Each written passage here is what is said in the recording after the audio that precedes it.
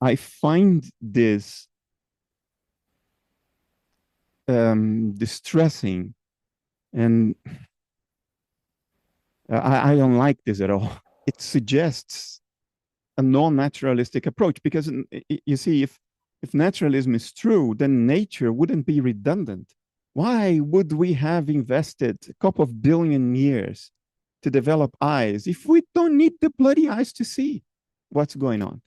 Um, you have no idea how much this triggers me. The following are a series of excerpts from recent meetings with Bernardo on the topic of soul, reincarnation, and reports of people seeing without eyes during near-death and psychedelic experiences, and whether these can be accommodated under analytic idealism and naturalism.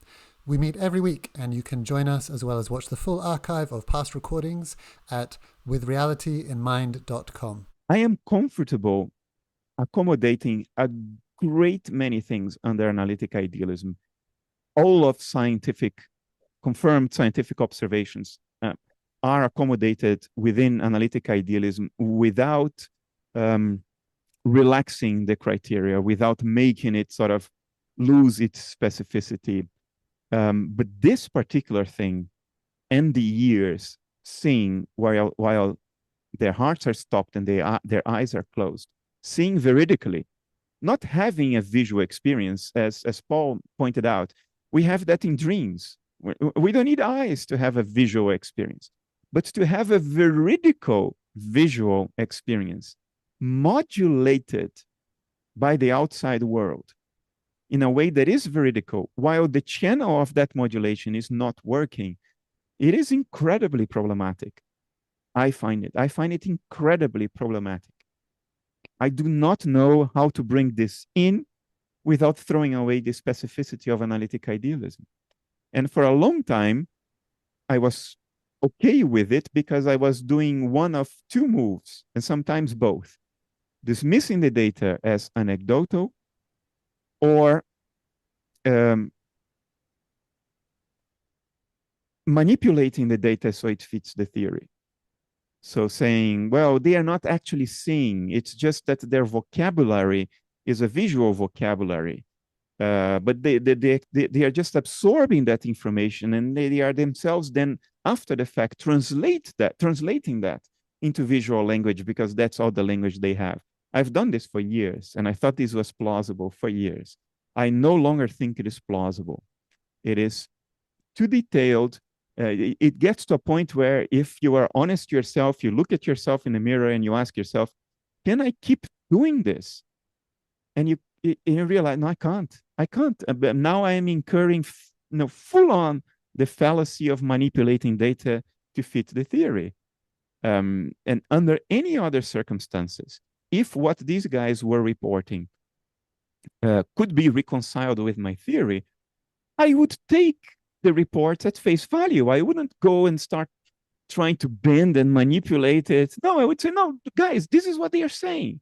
Either we believe them and we take it in, or we don't believe them. But you can't believe them and say, but they don't quite mean what they are saying. And that's how I would react. So I feel that now that it is my theory that is in the firing line, I have to react the same way at the cost of my intellectual honesty. I will lose analytic idealism before I lose my intellectual honesty. So I do not know what to do with it today. And the only way out that I discern is I have then to abandon naturalism. But if I have to do that, I don't want to play the game anymore. It's a game I don't want to play. I don't know, but I don't find it productive to play the game without naturalism, because I feel like I'll be shooting in every direction. And if I happen to be right, it's by pure luck, pure chance. I don't want to play that game. It's like a roulette game. I rather play chess. The summary of my train of thought is this: to wiggle our way out of the dilemma, we have to find a way to account for being able to see without eyes. But if we find that way, we have now to account for why we have eyes and why we stop seeing when we close our eyes. I'm talking about anecdotal evidence here. There seems to be something individual and inborn that we seem to take with us from before birth, from before fecundation, something that seems to have been there already before, prior to entering this game. Is this incoherent under analytic idealism? No, it is not. It is just inflationary. And without positive reason to entertain this hypothesis, we must discard it in philosophical discourse based on Occam's razor. And we talked about Occam's razor last week. I gave you some dramatic examples of why we need to take Occam's razor seriously, even though it's not a rule of nature etched in stone. So this is one reason, that this inborn character that we all seem to have, like we have some kind of individual history before we popped in here. That there seems to be something about it, you know. Another reason is the clear delineation between the nervous system and the rest of the body. It's like the nervous system inhabits the body.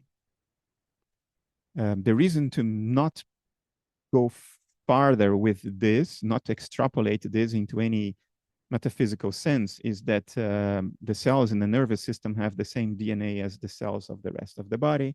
And of course, they both differentiate from the same primordial zygote, the same single cell organism that we start life as. And yet there is this feeling that I inhabit my body, that I control it like a virtual reality headset controlling a drone. And we think we are the drone because we are wearing this virtual reality headset. So there is this, and then there is the anecdotal evidence. And when I say anecdotal, I don't dismiss it.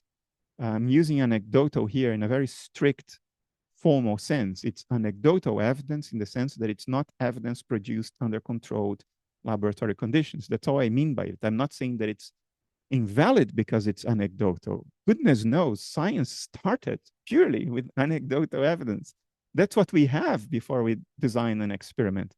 But the anecdotal evidence of NDEs suggests some form of dualism. And some reports are very consistent with naturalism.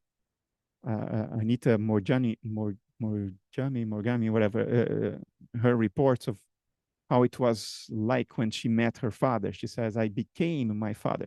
That's a very naturalist report. But some other reports, I cannot deny, are very, very dualistic in nature. And I've done the cumbersome exercise of trying to interpret those reports in a purely naturalistic sense. And sometimes I succeed, often I fail. And sometimes to succeed, you really have to change what the person said. You have to start going down the line of, oh, he didn't mean it quite the way he said. Okay, if you open that door, okay, now everything will be consistent with your views, because now you're taking the liberty to changing the evidence as per your, predispositions and biases and prejudices. So if I don't do that, I have to acknowledge that a lot of what people are talking about suggest that there was some form of individuality before birth, and some form of individuality and life, personal history, that personal individual history that is remembered and persists after the end of the dissociation. So all of this is coherent under analytic idealism. You could have a natural process in which a sort of a door opens, a dissociative door opens, through which an existing complex in the general neighborhood in mind sort of imprints itself through that door. And that may be what fecundation is. You're essentially creating a dissociative portal. And it is that complex that pre-existed birth that imprints itself through that door. And when the portal is no longer sustainable because you had an accident or you had a heart attack or whatever, the portal is no longer sustainable, then that which was imprinting of its form on it withdraws. and then you're left with a footprint. Now, when you're actively stepping on mud, you're imprinting your form on mud. But when you take your foot away and you're no longer doing that, you withdraw, the outline remains. So that's the analogy here. But again, guys, I cannot defend this analytically. I do think sincerely that Occam's razor forces me to disregard this hypothesis until there is a better way to substantiate it objectively. I will remain a naturalist.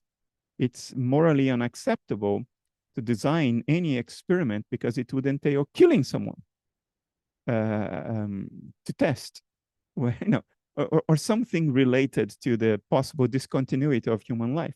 So we can't do that. We can't test like in that movie from the 90s in which people stop their own hearts to undergo a near-death experience.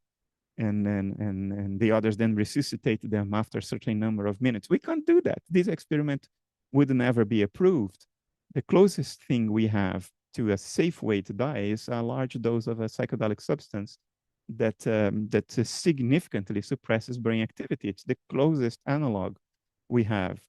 And some psychedelic trances are consistent with some form of dualism. Others are not. I have had both.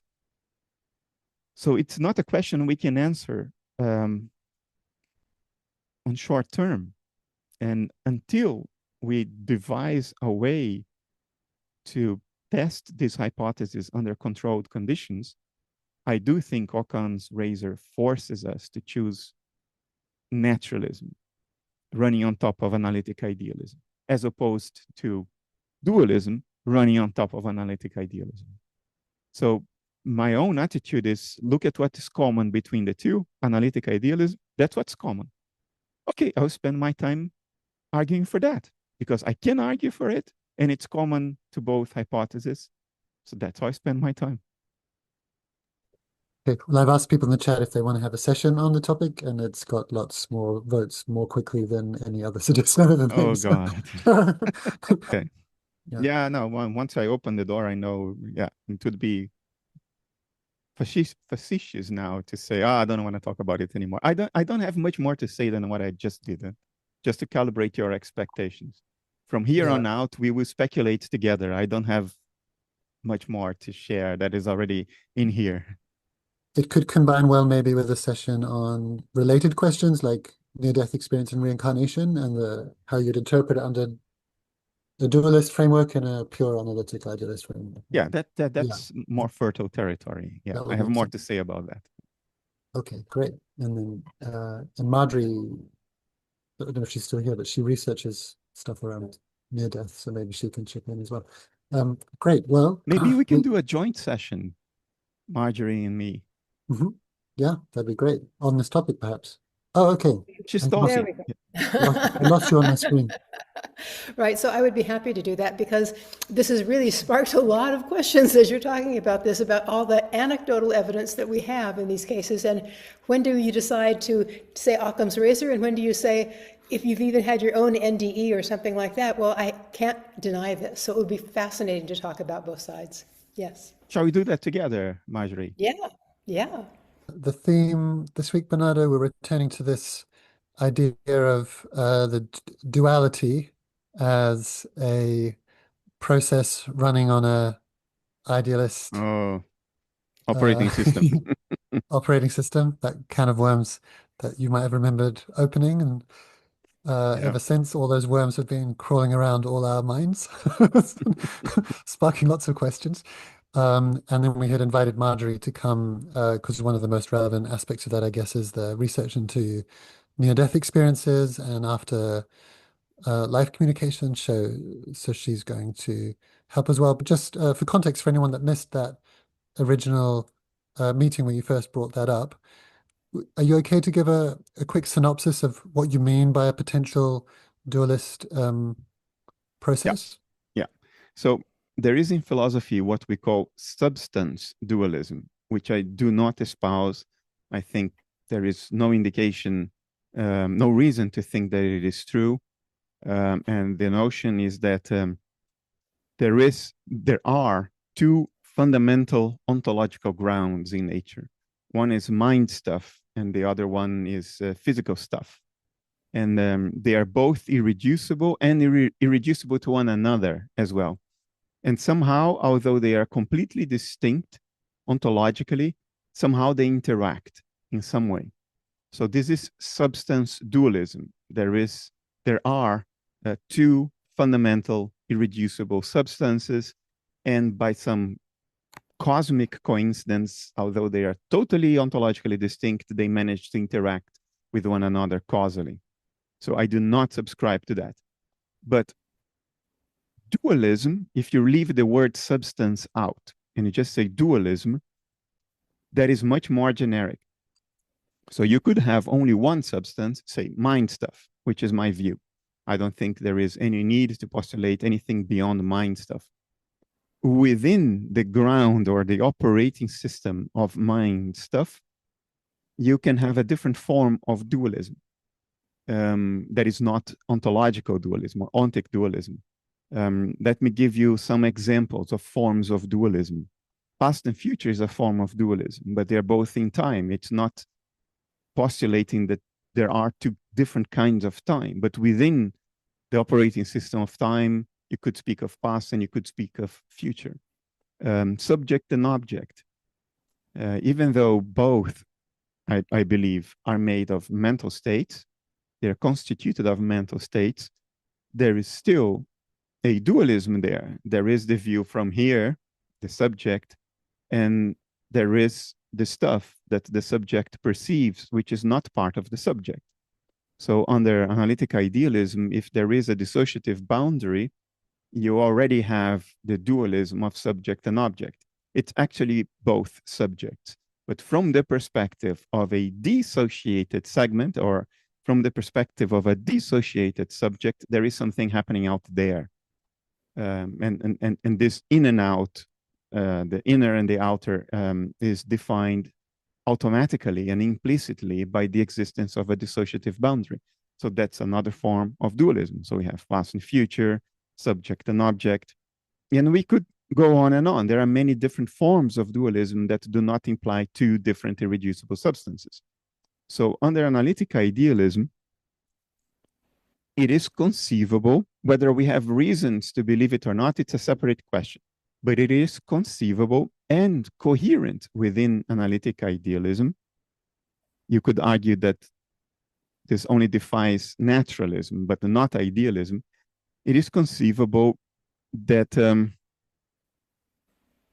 body, the physical body, is an image of a dissociated mental complex, but it is not a complete image.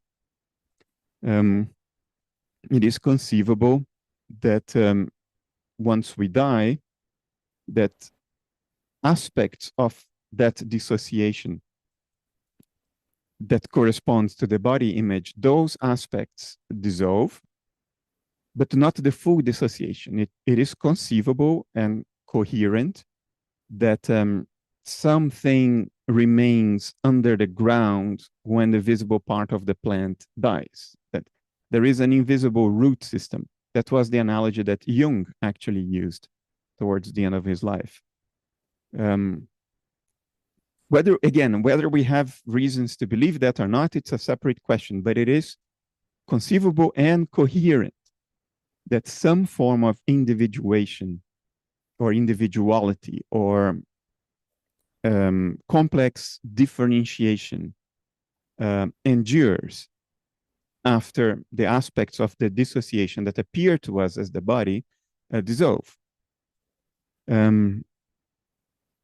Arguably,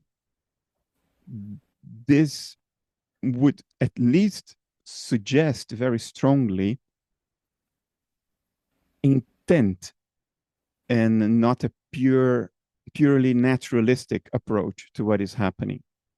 Arguably, this would require mind deliberately setting itself up in a form of game in which already differentiated complexes can take part and enter the game, and that entering the game would be seen or would appear as a body, and that when these pre-existent differentiated mental complexes withdraw from the game, that corresponds to the body losing its integrity or death, but the original differentiation remains there. So this is all conceptually coherent. It is entirely compatible with analytic idealism. Arguably, it suggests something that is not purely naturalistic. It would suggest that there is some form of metagame going on that is deliberate, that is constructed. And that metagame may be in turn naturalistic, but we are in the metagame. And therefore, this is a deliberate construction of some form. So this is all conceivable and coherent. I find this distressing, and I don't like this at all. I would much rather have a neat naturalistic approach to things. To me, it's much more satisfying. So why are we talking about it? Why am I talking about it? Because if there is no reason to entertain this possibility, it is just a inflationary possibility that edges on fairy tales. So why am I talking about it? And the reason I'm talking about it is that despite my biases and my preferences and my emotional reactions to stories that I don't like, that just complicate the life of the philosopher, postpones that moment where you think, okay, I figured this out. And for these reasons, I don't like this at all. But I have read and listened to so many NDE reports.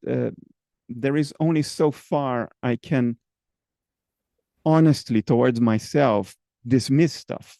And then there is a point where you can say, damn, I can't dismiss this beyond that point. And so I have an emotional and unhappy relationship with the acknowledgement that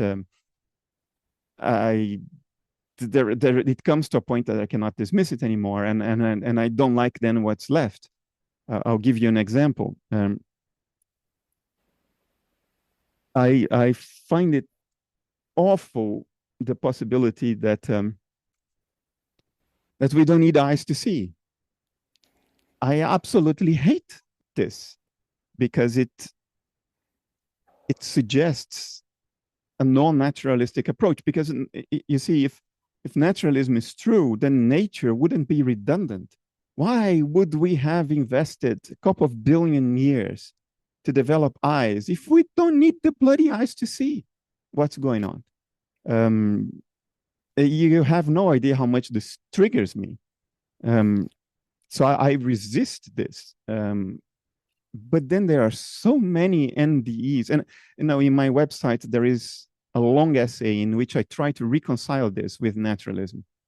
I don't know whether you read it. It is coherent. It's a coherent essay, but it starts looking like the epicycles of Ptolemaic astronomy. You try to hold on to your views, and to do that, you start creating epicycles. So it feels like that essay. I kept it on my website because I think I should honor every part of my own development as a philosopher, and there is a place for that essay, so I'm not going to delete it. But if you ask me today, do I think that holds? I've listened to so many NDE reports again in light of that essay, and it's not enough, because there are NDEs in which, say, the person is struck by lightning and see his or her own body on the floor, and there is nobody around alive who is seeing the same body. So the alternative I offer in that essay doesn't cover this then. And could I dismiss it as, okay, just one of those unreliable reports? There is so far in which I can do that. There is so far in which I'm willing to do that towards myself.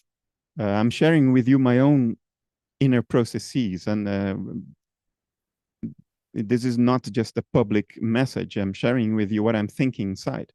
So I could go down a certain path in which I dismiss the anomalies and stick to the story on my website. But I can't be honest to myself and continue to do this now. Is there a possibility that all of those stories are indeed dismissible? Yes. Can I do that? If I'm being honest to myself, today I don't feel I can do that anymore. Which leaves me in an awful position, because while idealism can very well be true, and it probably is, because if there is anything, and all of those reports seem to suggest, is that the whole game is mental. The whole thing is a mental game. So analytic idealism survives, but it is no longer enough for a final account, because you have these contradictions. If somebody dies and the person is the only one around to see what's going on, and he sees his dead body right there, then a dissociated complex can see without eyes. And I absolutely hate this. If I were God, I would change reality so we didn't have to contend with this stuff. I find it incredibly uncomfortable, but I can't dismiss it. So here we are. A couple of people have given it a go, but in the chat, but maybe just to clarify, wanting to clarify what you mean by naturalism. Someone was saying something that doesn't require a God or intentionality. Is that how you're meaning the word? Something that doesn't require deliberation. So, naturalism means nature does what it does spontaneously and not out of a plan or a deliberate game. It's all spontaneous, instinctive. If we talk about mentation, it's instinctive. If we talk about physicalism, the right word is spontaneous. Physicalism is a naturalist philosophy. Analytic idealism as well, but it is compatible with non-naturalist philosophies. Dualism is arguably always non-naturalist. Analytic idealism can be schizophrenic about it. It can play on both sides of the game. My personal preference would be that it would remain only and ever squarely naturalist. But if we can see without eyes, it's very difficult to argue for a satisfying, complete naturalist explanation, because it would then suggest a form of game being played, something deliberately set up. And just one more clarifying question, Madhuri, before we bring you in. You mentioned an article. There's two that people have found. I've just put them in the chat. One's called NDEs and Afterlife Reality, and the other's called The Phantom World Hypothesis of NDEs. Did you mean one? The Phantom World hypothesis is the one I was referring to. Okay, great. So we had an amazing session, Q&A with Marjorie, where she's went over all a lot of your perspectives, Marjorie, on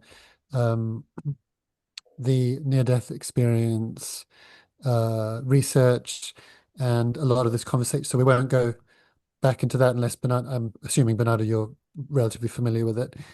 So we won't go deeply back into that. People can just go and watch the recording of that if you missed it. But Marjorie, you have some questions from that session and perhaps some other things to follow through on before we take questions from participants.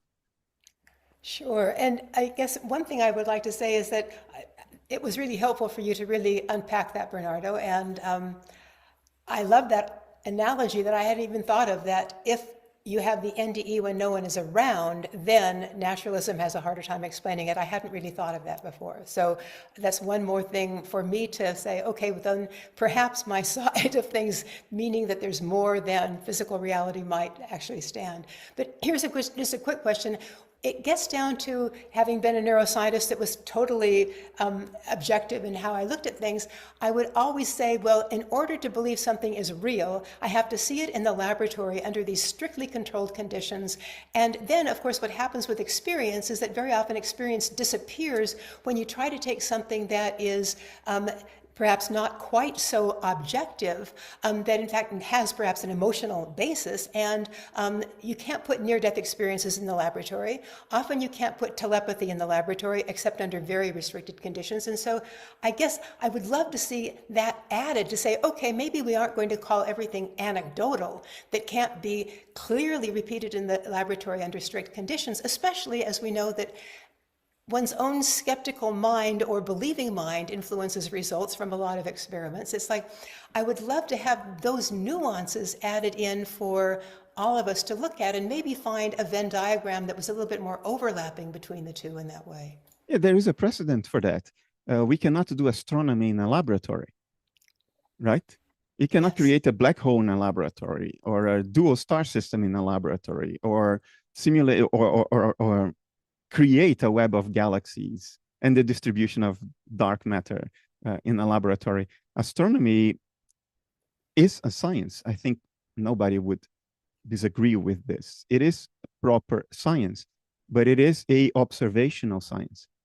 You cannot set up an astronomical experiment in the sense of causing something at an astronomical scale to happen under controlled conditions. You can't do that, but you can observe and model and predict what nature would do next outside the laboratory conditions. So there is a clear precedent for proper science being done without it being called anecdotal evidence, but purely on an observational basis, because you cannot bring the scale of those phenomena into the laboratory. Arguably, psi phenomena are the same. It's entirely arbitrary to say that we should be able to replicate all psi phenomena under laboratory conditions, because you are presupposing that the phenomena are independent of one's inner state. And that's an absurd assumption to make, because if anything, psi phenomena seem to be very, very, very associated with someone's inner state. So what is your emotional engagement with what is happening? That may modulate whether a psi phenomenon happens or not. And if you insulate the subject from all emotional context, then it's reasonable to think then the phenomena will not be triggered, right? So what is the alternative? Well, the alternative is what astronomy does. We are going to observe, because the scale of the phenomena requires something that cannot be corralled into the confines of a lab. So we will observe rigorously. We will model rigorously. Maybe we can even set some parameters, not as rigorously as you can do in a microscopic physics experiment, but maybe you can sort of influence the context a little bit more than we can in astronomical observations, where we cannot influence it at all, and do proper observational predictive science that does not require corralling everything into a lab. So if people come to you and say that this is not possible, I would say, astronomy. We are already doing this. We have been doing this for centuries.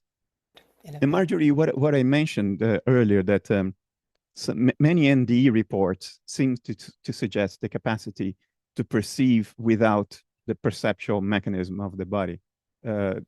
Is that the case based on your knowledge of the literature? Is that what you read in it as well? Absolutely. I mean, to me, I don't even understand why, because of the data, that I will call it data rather than anecdote, from person after person seeing things that cannot possibly be explained otherwise. I don't see why one wouldn't be open to that. And I think that, I think the book, The Self That Does Not Die, has like maybe 120 cases that have been verified. And there are many others. Obviously, we know Pim Van Lommel, Bruce Grayson, et cetera. So I never thought about the fact that nobody else was there, because in their cases, well, I should take that back. So I'll just give everyone one example that I thought was intriguing, and that was of a particular person that, again, in the operating room, the heart stopped, they were under cardiac arrest, and they floated upward in the hospital through various floors. Their awareness floated up, and they got to this floor, maybe 2 or 3 floors above, where they saw all of these mannequins in a room with various types of equipment attached to them in all these different ways all through the room. And when they then were forced back into their body, they told somebody about it afterwards. And of course, that was the training room for the young nurses and doctors to learn these various procedures. So nobody was in the room at the time. It was empty. So nobody else could have seen it, but there it was. So I guess I didn't think about that being stronger than having someone else there to actually see it at the moment. So I guess there are so many of them.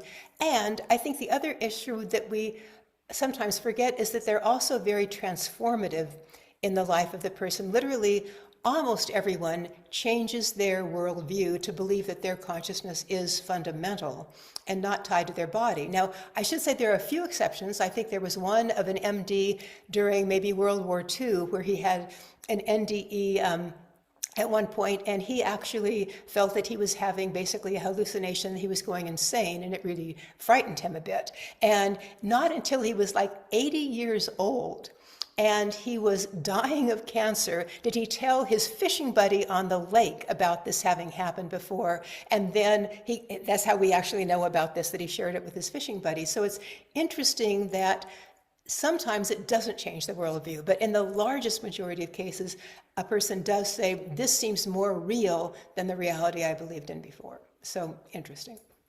Just to share with you my phantom world hypothesis. So you see until where it can go and where it breaks. Let me acknowledge up front, this is a form of epicycles. This is the naturalist desperate attempt to reconcile naturalism with this, which I confess is my case. I am emotionally committed naturalist. That's why this whole thing, I experience it as distressing.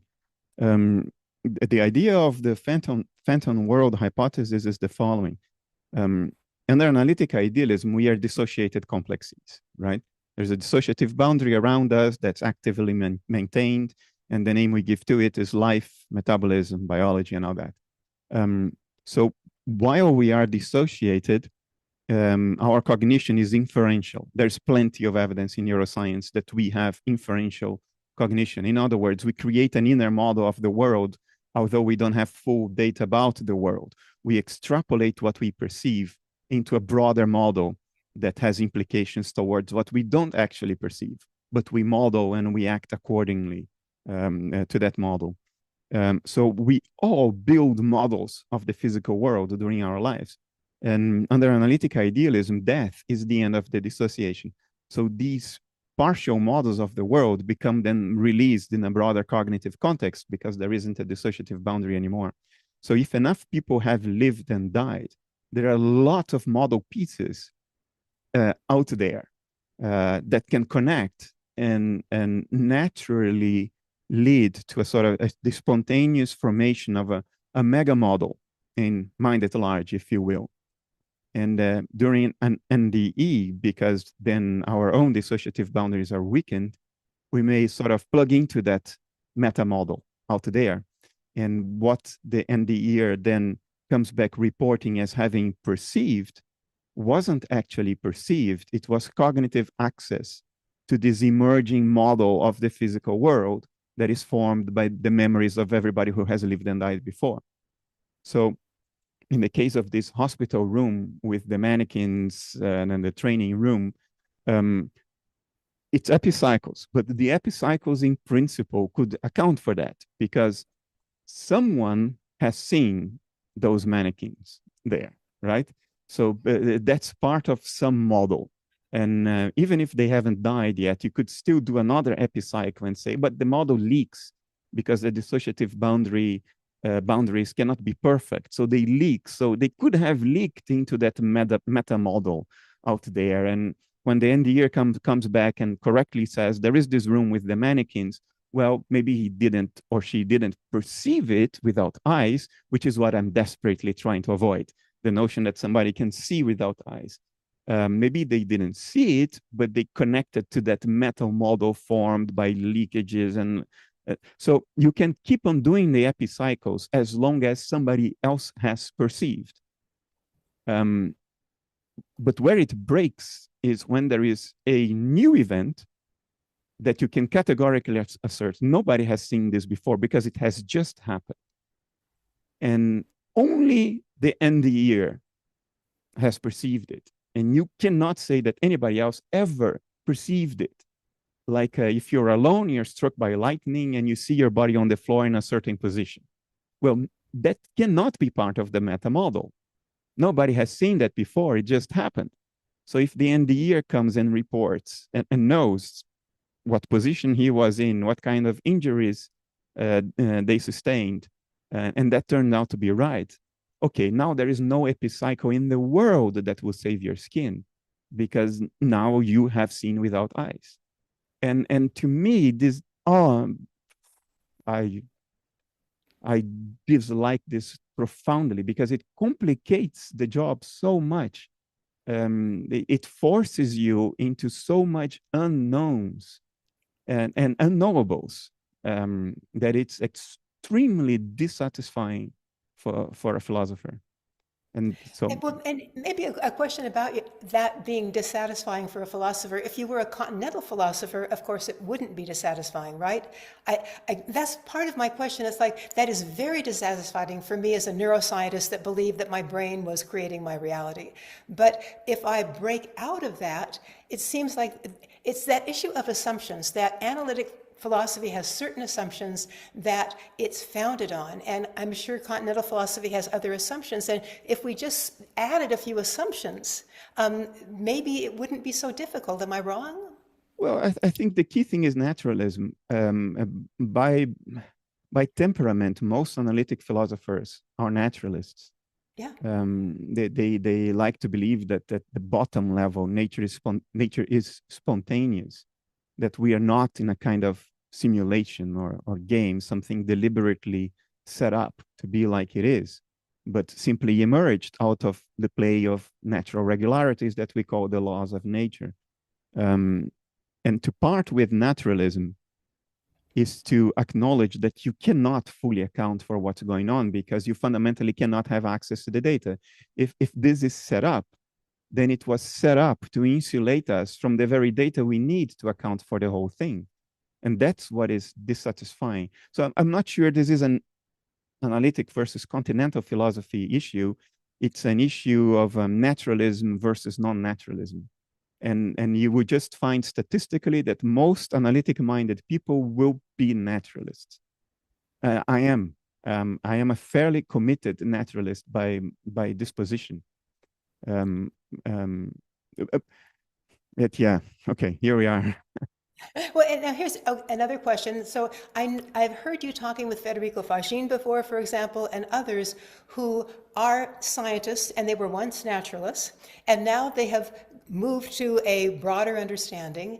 And I think that what I hear from Federico, which is my own experience, is that they see this consciousness that we call fundamental as playful and creative and loving to know itself. And so it becomes the game that you're talking about. And they love the fact that it is actually in its own game of knowing itself by becoming individual points of consciousness that can interact and learn. And then perhaps leave this particular game playing for a while and then go back to the other side. But I guess the question is, why couldn't that be another possibility? Is that, I understand that physics likes the idea that there are basic particles and everything came up almost randomly through various processes from that. But to me, that's rather unalive. It's a dead philosophy for me versus the other one, which feels more alive. And how do you react to that? Give you examples. If you're a naturalist, you would like to be able to account for our ability to deliberate and to think self-reflectively. And you would account for that by saying that we evolved that ability to deliberate and self-reflect because we had to live in an ecosystem with limited resources. And your chances, your fitness for survival is higher if you can plan and deliberate. And therefore, that's how we evolved. The ones amongst us that happened to have some deliberating capabilities are the ones that passed on their genes. And the ones that were totally instinctive, well, we don't descend from them. They didn't live long enough or reproduce effectively enough to pass on their genes. So here you go, you account for our ability to deliberate. But in this other scenario we are talking about, the ability to deliberate has to have preceded the whole thing. Because the whole thing, including evolution by natural selection, happened within the context of a deliberate setup. Oh, you can't account for deliberation anymore. Or we account for the fact that we can see the way we do because we evolved in an ecosystem in which it was extremely useful to naturally perceive a tiny little segment of the electromagnetic spectrum that exposes a lot of differentiation in the world, which is what you need to know how to act in the world. And it took eons to refine the apparatus we need to see the world. And lo and behold, if you close your eyes, you can't see. So everything lines up. You account for perception. All the empirical evidence suggests that without your eyes, you can't see, because if you close them, you can't see. And now, oh, damn, you don't need the eyes to see. So why did we evolve eyes? Why do cave fish no longer have eyes? While everybody who is exposed to sunlight does have eyes. There should be no difference between the two if we don't need eyes to see.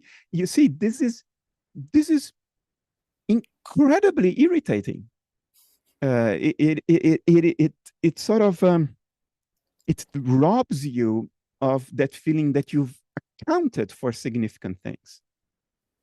You see, that's the problem.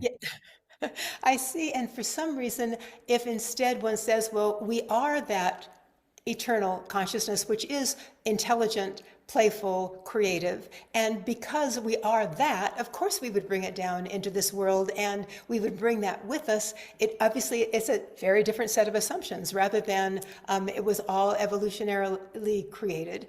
I'm also remembering in talking with Don Hoffman, I thought he said that the sort of as an evolutionary theory that has holes in it in many ways as far as what he is concerned, and that it doesn't really explain how it is that we aren't seeing everything that's out there, that should be an advantage to us. I think, I don't remember exactly what his argument was, but I thought that he was saying that physicalism does have about 3 or 4 different holes in its way of looking at the world, including time and space, of course, not being valid after the Planck constant, et cetera.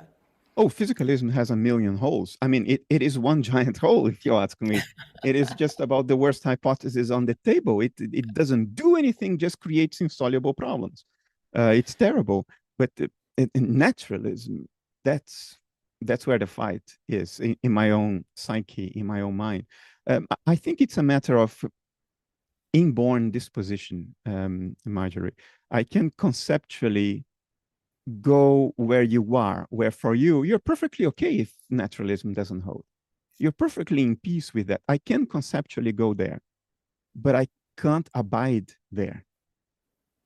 I just can't. If the key assumption for the naturalist is that the universe is not trying to deceive you, just as the sun is not trying to deceive you that it's going around the earth. You are just deceiving yourself. It's your interpretation that is wrong. The sun is not seeking to deceive you, to make you think that the sun is orbiting the earth, while in fact it's the other way around. So the key naturalist assumption and a sort of an inborn expectation or desire in people with the kind of disposition I have is that you are not playing against a biased house, that you are being dealt fair cards, that the system is not out to deceive you. It's just doing what it's doing, and you can figure some parts of it out. But if you abandon naturalism, now you are in free fall. There is nothing to hold on to. No, all the evidence can be constructed. Everything can be deceiving you.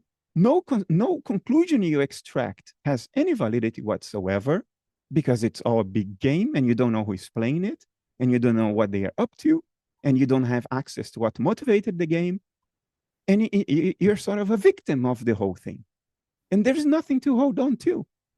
For people with a naturalist disposition, this is awful stuff. It's really awful. I'm putting my heart in my sleeve towards you here. I'm not going to be one that will tell you, therefore, naturalism has to be true, and whatever evidence you have, it's anecdotal nonsense, and we will not even review your paper. I'm too honest towards myself to fool myself that way. I can't do that. But if you ask me, do I like where this is going? No, I don't like this at all. It robs some of the meaning that I think I have in my life, which is this is not a biased game. It's spontaneous. Well, maybe we can explore the word biased game, because it seems that a lot of the people that have had an NDE or these other experiences say that they now have an awareness of the universe where it is more subtle and they understand more of what is really happening. Like people that have telepathy or precognition, it's like, no, it's not meant to delude you. You have those abilities, but we, when we became individual entities with all of the filters on our brain that we've talked about before, nevertheless now are hiding from ourselves who we really are. And when we quiet down all of our belief systems and our concepts, then we begin to see a wider reality. We have more of these perceptions that are beyond the five senses. And it's like, oh, that's who I am. Thank you. It's like I just had to get rid of a few of those belief systems, quiet the mind down, have less preconceptions, and my belief creates my reality. And what I see, I believe. What I believe, I see. I think they're both true. So I think that some of those people would say, wait a minute, I'm actually now better at perceiving, and I don't feel like it's such an illusion. And so, again, that's that experiential aspect as well. But why do we have eyes if we don't need them to see? Well, I mean, I think that if to become an individual entity, and I guess I'm thinking about some of Federico's ideas too. It's like, so you become a consciousness unit, and now you're having to look across a boundary in this time-space reality, which I'll take a step back. I love what you said in More Than Allegory about the idea that we take on beliefs by coming into this physical reality. We take on the belief of time, of space, of gravity. And that probably includes all these other beliefs, like that I only can see through these eyes because of my neural filters in my receptors, et cetera, all the way up through my brain, so that I can play the game. And I guess that's the issue. Then I can learn about myself, and then I can gradually expand and learn more about myself through this incarnation, perhaps another and another, whatever. So it's more that I'm voluntarily taking on this limitation, and then playing with it and seeing how I can expand, an alternate view. But even that is still compatible with naturalism. Let me try to show you where the key point of the key problem lies. Under analytic idealism, when you die, your subjectivity goes nowhere. It's still there. You're still in the same place you have always been. You never left it, and nothing has been truly lost. But there is a change of perspective, because to be alive is to be dissociated. So under analytic idealism, biology is the extrinsic appearance of a dissociative process. And that dissociative boundary creates an internal dashboard because it prevents direct access to external mental states. So you have to represent those external mental states based on how they impinge on the dissociative boundary. And the physical world is this internal representation of what is out there, which is largely inferential as well. So physicality is dependent upon the existence of the dissociative boundary, because it's the dashboard representation of what is out there as it impinges on the dissociative boundary.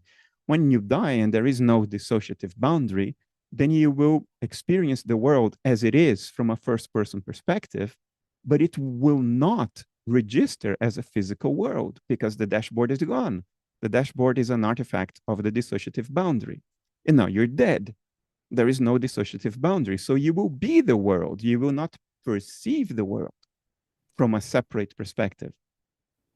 But now people die and they still perceive the world. They still see physical shapes. They still see colors. They still see space-time. What the hell? You see the problem? this is very, very problematic. And the only way to continue to think about it while taking the evidence seriously is to say, well, the dissociation actually didn't end. But then what is life? And why did we have to evolve eyes? If there are meta eyes that can see the world exactly as we see with biological eyes. Why do I perceive color? Why do I perceive shape? Why do I still have a dashboard? Why am I not experiencing the world as it actually is, as opposed to how my perceptual system represents it when I am alive? This is very, very, very problematic. It's theoretically on the edge of intractability. And it robs one of the satisfaction that you could account at least for something significant. Of course, monkeys will never account for everything, but at least something of some salience was accounted for. And you have to throw that out the window. And I find this incredibly uncomfortable. And so does that explain why you or others would be uncomfortable with things like telepathy, with people being able to see in the future, et cetera? It's because once you're in this time-space reality, you're supposed to only have your headset. And you shouldn't be able to actually have the dissociation begin to dissolve, even though people without a near-death experience have that dissociation dissolve. I'm trying to understand. No, I'm perfectly happy with telepathy. I'm perfectly happy with precognition, because I think space and time are cognitive filters. We create them here. They are not out there. We create them here to avoid cognitive overload. And of course, sometimes the filters don't work very well. And then you see the way things actually are, which is they are not distributed in time. They are all there at once. So I'm perfectly happy with occasional precognition. It's a cognitive system that's not perfect. Sometimes it fails. Okay, if it would fail all the time, you would die. Because if you experience Hiroshima going off right now, you're not going to go to work. You'll be completely dysfunctional. So all the time, it wouldn't be functional. It would be against fitness. But occasionally, which process in nature is perfect, right? Occasionally, you see through the veil. I have no problem with that. I have no problem with telepathy. Dissociative boundaries are not perfect either. They leak. You know, there is some commerce. It cannot be absent, because otherwise you will not know to which mouth to bring the fork. And if that's how you're put together, you're not going to pass on your genes, right? So the ones that passed on their genes are the ones that have a clear differentiation between self and world. But some leak occasionally, which we call telepathy. I'm perfectly happy with that. I have seen this happen around me in ways that are impossible to dismiss. It's like factual. It's a done deal as far as I'm concerned. And let the culture catch up. But telepathy at low levels, does it happen? Absolutely. Not only does it happen, I think it's happening all the time. It's trivial. It's deserving of a yawn. Like, yeah, telepathy, you know, people see people fighting about it.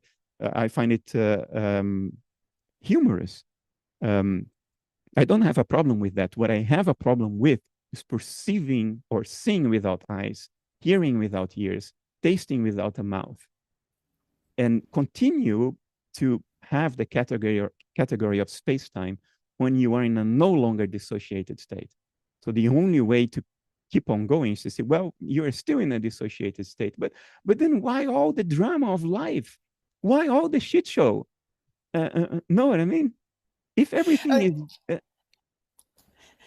I certainly get it. And I realize that right now, humorously, because I think it's a great play and we're having a lot of fun doing it as that one consciousness, like going down here and having these wonderful questions and learnings, et cetera. So for me, I smile and I laugh and I'm not worried. That's all I can say. Well, I think it's a matter of disposition. I understand what you're saying, and I can conceptually visit where you are for a short time, but then I immediately fall back to where I naturally am, which is I feel robbed of the ability to account for at least a few salient things. I feel like neutered. It's like it's useless to observe the world and try to make sense of it, because it can be anything. You know, if this is engendered, by a psychic complex that I cannot access, and I'm just a subject to it, then anything goes. There is no progress I can make. The only thing I can make progress on is self-understanding, which is, of course, where Federico is coming to. And I do see that. I see, I can imagine the space you guys inhabit, but I can't abide there. I immediately fall back to this need to account for at least some salient things, like why do we see the world the way we see, even though it's all in one great mind? You know, count for why did evolution happen? What is the drive behind it? And when somebody says, well, I was dead and my eyes were fried and I could see everything, I go like, okay, now what? Well, Bernardo, where do I go from here? so I love all of your interactions with Michael Levin, speaking of somebody else that is interested in all of these sorts of things. And it seems like he was talking himself in one of his papers that I'm sure you've talked about in conversations about, again, Platonic space and the fact that there could be these I'll call it an entity for now. There's something on the other side of life, of time, space, that actually, he said, is dynamic and can evolve, and that can actually help us evolve and our cells evolve and things like that, but it's happening top down. And there's a very different evolution than the naturalist evolution. And of course, I really resonated with Michael Levin. It's like, yes, Michael, that's doing the both and, saying that there can be a bottom-up evolution and there could be a top-down evolution, and let's consider both of them. How do you feel about that? Because I know that you really appreciate what he's saying. To the extent that the whole game is still spontaneous, I can go there. Let me put it this way. I can understand, not agree, I can understand in the deep fiber of my being why a naturalist will refuse to consider your evidence. I can understand that completely. I can relate to that. I can see it happen, and I understand why it's so powerful. I feel the temptation. I'm incredibly tempted to just say, you know what? I'm not going to look at that. I'm just not going to look at that because it brings me to a place where I'm completely impotent. I'm new to it, and I don't want to go there. So I will dismiss it. I can feel that in my bone. I can't do it anymore because it's too glaring a form of self-deception, and I can't deceive myself to that extent.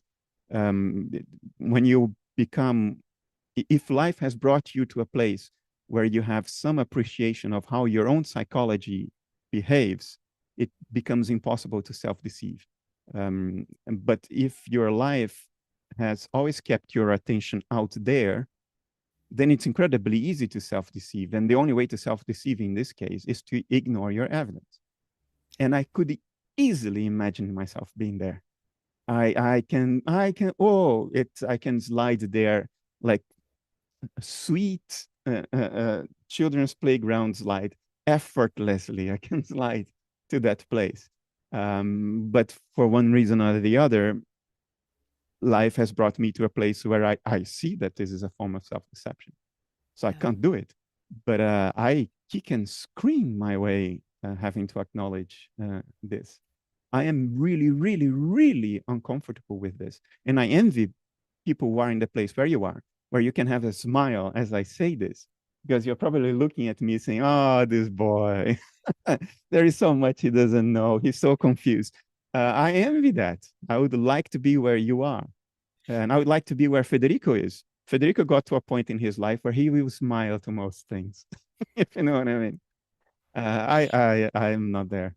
Yeah, no, this has been great, and the chat's been super busy. Norbert had if you're here, Norbert, you had like a potential bridge between this idea of eyes.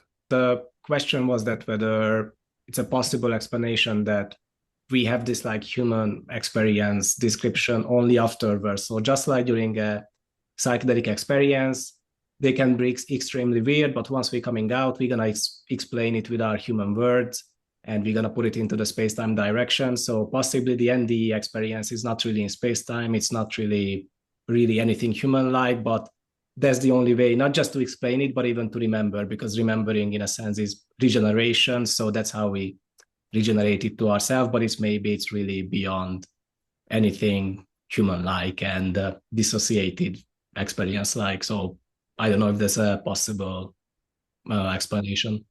I entertained that for years. That's what I used to think. But there are some NDE reports that are so richly physical, so detailed, so specific, that I have to acknowledge to myself, okay, I'm putting epicycles on this. I'm trying to find a way to fit the data to my theory, as opposed to the other way around. It starts becoming forced. So yeah, that's where I am on that. Marjorie?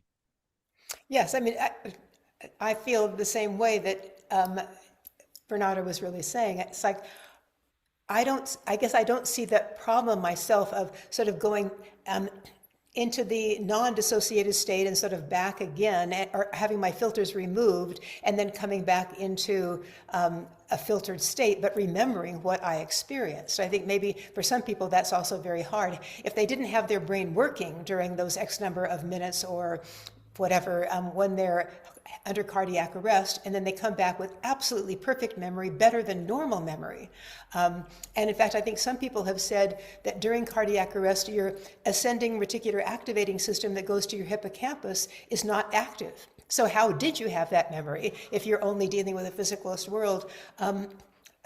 That's a mystery to me. As a neuroscientist, I don't understand, but I simply look at the data out there and try to say, well, then how could we modify our theory of reality to allow that to happen? Makes sense. Even the seemingly perceptual non-local experiences in a high-dose psychedelic state were not totally like normal perception. It was more like along the lines of what Norbert suggested, which is you have an experience that while you are in it, you wouldn't call it perception, but when you come back and you try to explain to yourself what it was, the closest word is perception, but it wasn't quite that.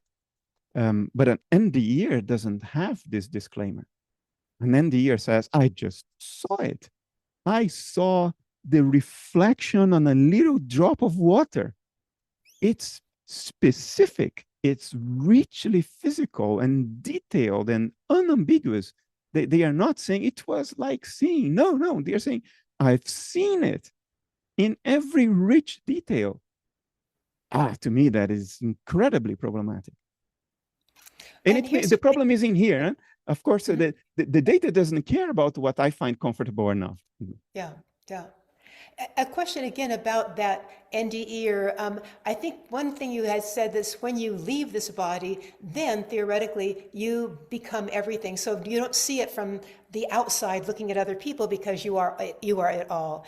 And I do know that some people, when they are having a NDE, I'll give you one example, when they are in that life review where they see everything from the point of view of them and the person they were doing it to. They were inside both at once, watching that interaction. So they became more than themselves. And then also, I still remember something that Julia Mossbridge talked about related to telekinesis, where a woman was able to turn a wheel inside of a glass jar with her mental awareness. And she said, the way I do it is I become the glass jar and that which was inside of it. And then I can do it. So that says, again, something about that dissociative boundary that allows you to become maybe not everything in that moment, but certainly much more than that, so that you know that you aren't a separate individual. All of this I can reconcile with naturalism. Wow. What I can't wrap my head around is seeing without eyes. Very good. And that is where and look, Marjorie, I'm not unconscious enough to dismiss the data because it doesn't fit what I would like nature to be. but I'm confessing to my strong inner bias, not a bias that will make me dismiss good evidence that I have no reason to dismiss, but the bias in terms of how I react to that evidence. Yeah. And 10 years ago, if you had asked me, I would have told you, nah, I think we can safely dismiss all that. Now I don't think that anymore. So now I am in a sort of, I don't know what to think. Okay. But I think ultimately it may come down to psychological disposition. I have met people I respect in my life that I thought they have a scholastic disposition. They are perfectly comfortable with imagining hierarchies that are increasingly more ungrounded by empirical observation. And again, that's not theoretically incoherent. It's perfectly okay to do that, but it becomes less and less empirically defendable. And you more and more you start embracing imagination that becomes looser and looser. The scholastics reflected a temperament that embraced this. It was incredibly cool to do that. I have a much more empirical disposition. I start becoming very suspicious of my theoretical imagination if it starts getting less and less empirically grounded. And that may have to do with my history. The first job of my life, I was still 21 years old, was at CERN, the empirical cathedral of humanity. So every time I have to add theoretical constructs or hierarchical levels in my theorizing that I cannot directly ground in something empirical, the more and more uncomfortable I become, the less and less I trust my own lines of thinking. But I will acknowledge that if it is true that we can see without our physical eyes, then you are forced into that more scholasticism-like avenue, because then the very empiricism that I am personally sort of married to psychologically, then it obviously fails me. And then there is no alternative but to theorize further. My psychological disposition, my temperament is such that I am not comfortable theorizing at that level. I start like thinking, oh no, here I kick the bucket here. I can't go there. It's too much, and then I give up. I give up on the game. If I had a more scholastic disposition, I would be having a much richer inner life right now. I would love the idea that it turns out we may not need eyes to see, because now I can justify my loser theorizing, but I don't have that disposition. To me, it's like a betrayal of myself if I go too loose in that hierarchy of theorizing.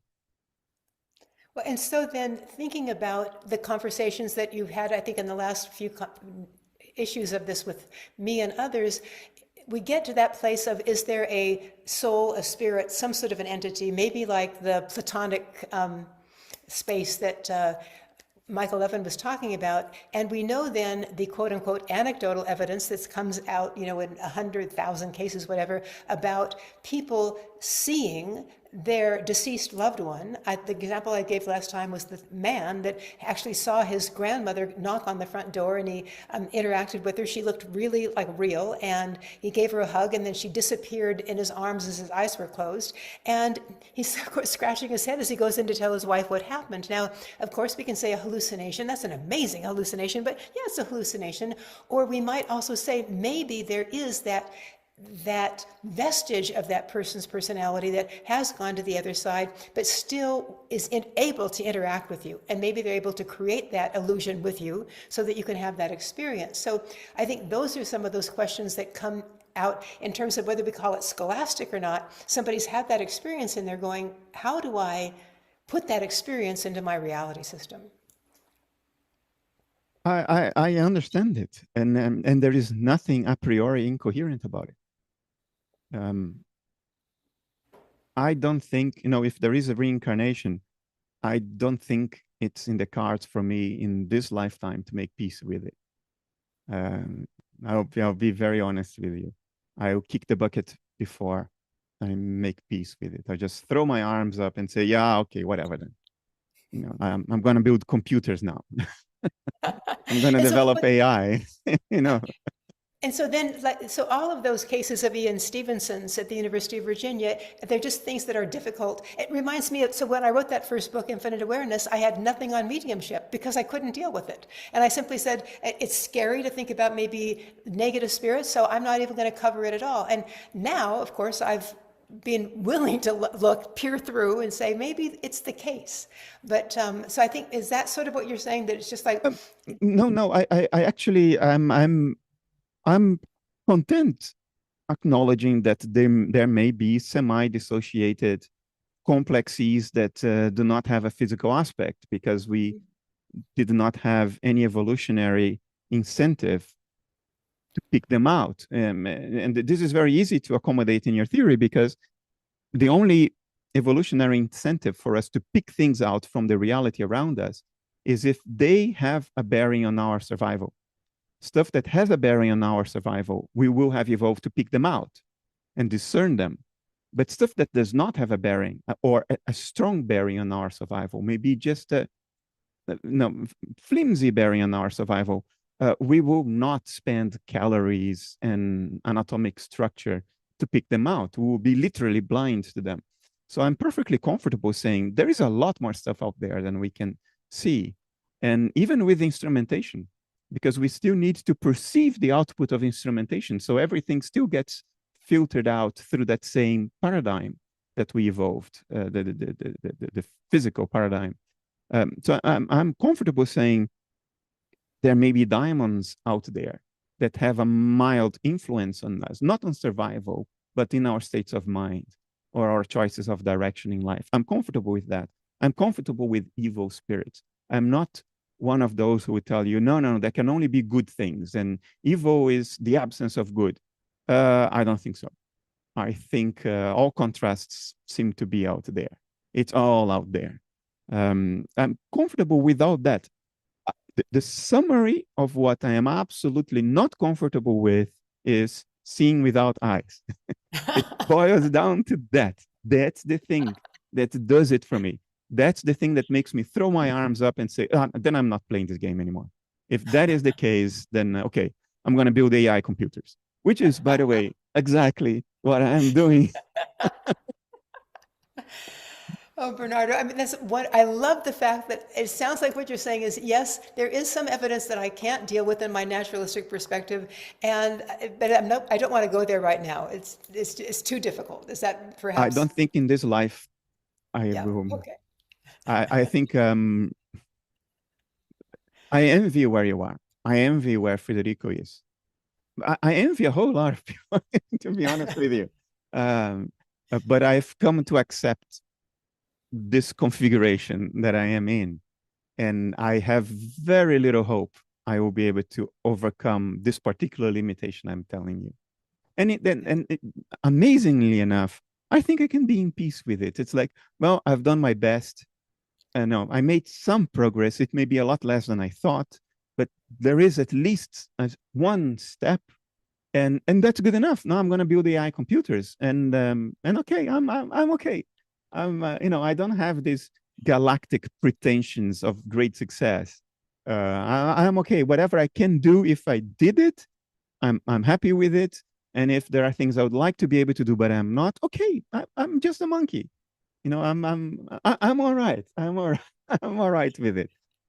Well, and I think it's almost time to go for questions from everyone else, Amir, but I also just wanted to say that, saying that, obviously, many of us that are on this call and that are not on this call find that you have opened up naturalism, if we want to call it that, to a much, much better understanding that includes idealism. And that's like one of the biggest steps forward that we can see in bringing those two sides together. So I think we're all praising you for all of that. That's how I console myself, by the way. What you just said, this is what I tell myself when I go to bed. And it's my at least that. When all is lost and you say, what, at least that. When you look for the at least that, this is my at least that. even if it's all wrong, I do believe it's a small step forward. It's better than the wrong of before. We are in a better wrong now, if you know what I mean. And so this is my, at least that story for when I go to bed. And I'm okay with that. I'm okay with that. I have accepted that this is it. I may write another book or two, or maybe even a few, but no significant step forward from where I am now. And I'll spend the rest of my time building AI computers until the day I pass on. I'm okay with that. It's all right. I have my at least that story.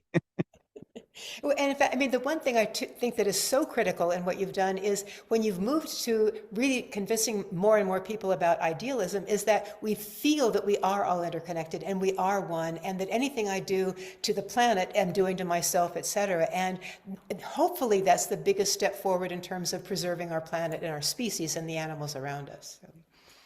So thank you. Thanks, Marjorie. Yes. And Amir, go ahead. Thanks, Marjorie. Hopefully you can stick around because there'll be some questions around NDEs, and your knowledge with the research might be really helpful. Just really quickly, picking up on the eyes thing, just if people can really understand why it's so problematic, that might be good. So here's a probably very naive perspective, but my understanding is the eyes are when you see my eyes, it's what my processing of some information that impinges on my dissociative boundary look like to you on your dashboard. Yes. Right. So could it be that my dissociation, the first thing that starts to disappear is my representation on your dashboard, but my dissociation is still there. I was never seeing with the eyes, that processing is still happening. Or my soul, as it were, has eyes, but they're no longer showing up on your dashboard. Is that a potential bridge? Well, the problem is that your body is there and your eyes are there, but you are seeing the world from a different perspective, higher up, floating above. So you cannot reconcile that with your eyes because it's a different space-time locus. You're looking at the world from a different perspective. Your eyes are still there. They are still viable because you came back to life, right? So your eyes are still viable. They are there, not where you are. You can see your eyes. That's incredibly problematic for theory. But for example, like now my dissociative alter is appearing on the dashboard of your screen, right?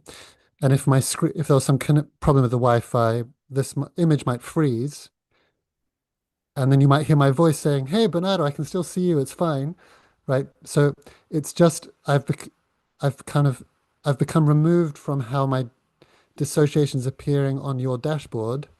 Is the analogy making any sense? It does, but this is a major epicycle. Okay, I've joined you in the epicycles. No, because look, if it's not like the world froze.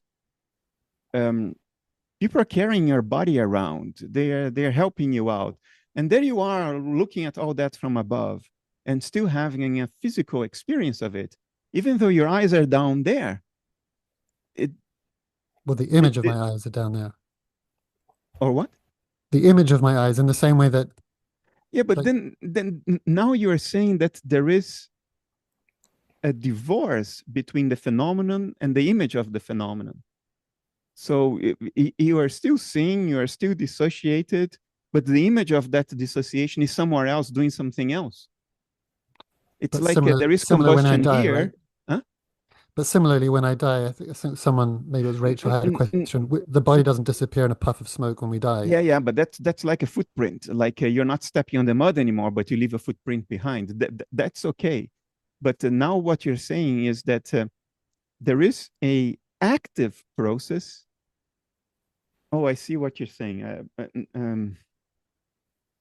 The foot is somewhere else, but there is still a footprint. I see where you're going, but if we open the door to that, then we open the door to all kinds of.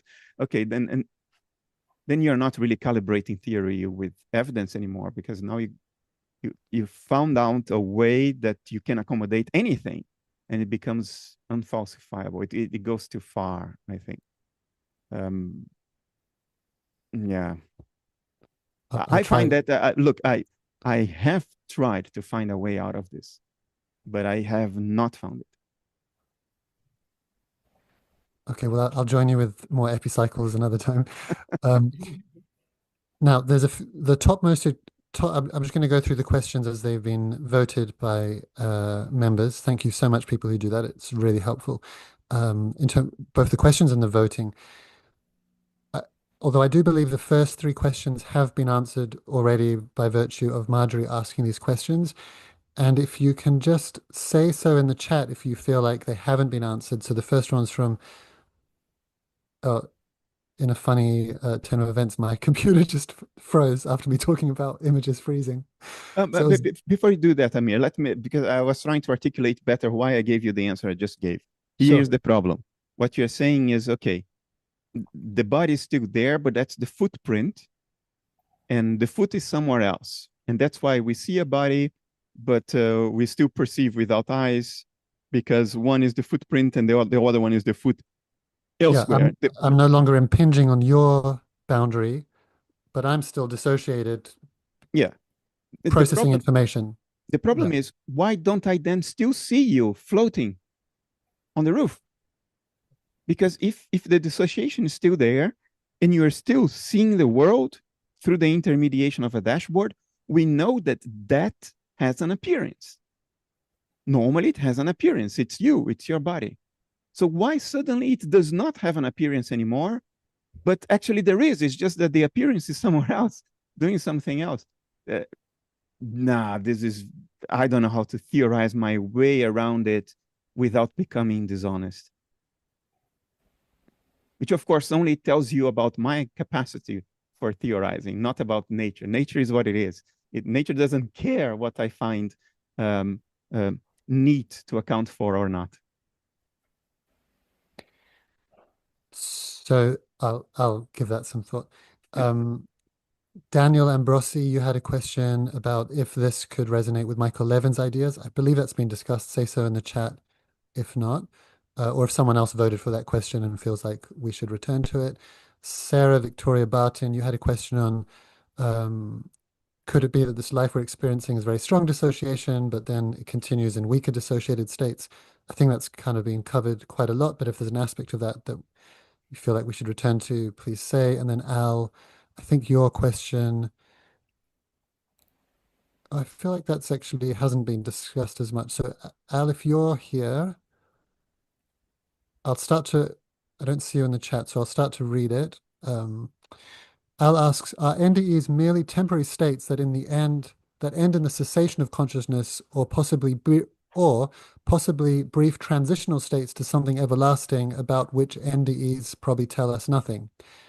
I just remembered you can't unmute, so raise your hand, Al, if you're in the meeting and you want to ask your own question.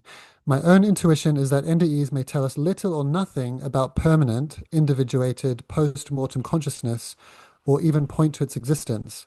Also, I question the validity of extrapolating forward from NDEs, given that time probably has no meaning apart from lived human experience. I can't imagine that NDEs, being so grounded in lived experience, can have much meaning in the everlasting post-mortem context, if there is such a thing. I'm comfortable with that. I share that intuition.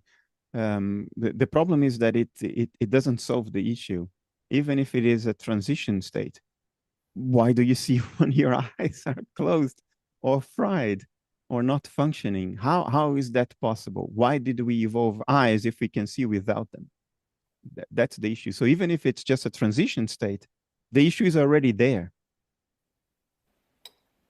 Mm-hmm. And it's not only seeing something without eyes, it is seeing this world veridically without eyes.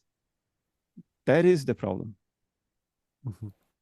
Sorry. And Amir, could I just add one little thing to the conversation? And that is that Sarah was talking about those levels of dissociation, and maybe we become less dissociated with these experiences or NDEs. What hit me is that in some of the NDEs related to vision, since Bernardo has brought that up, some people see in a 360-degree area around them. So in fact, one could consider that maybe a little bit less dissociated state now that they are in that. And so it's not the eyes, meaning the receptors, but there's something that allows one to have that complete ability to see in all areas. But that's the thing.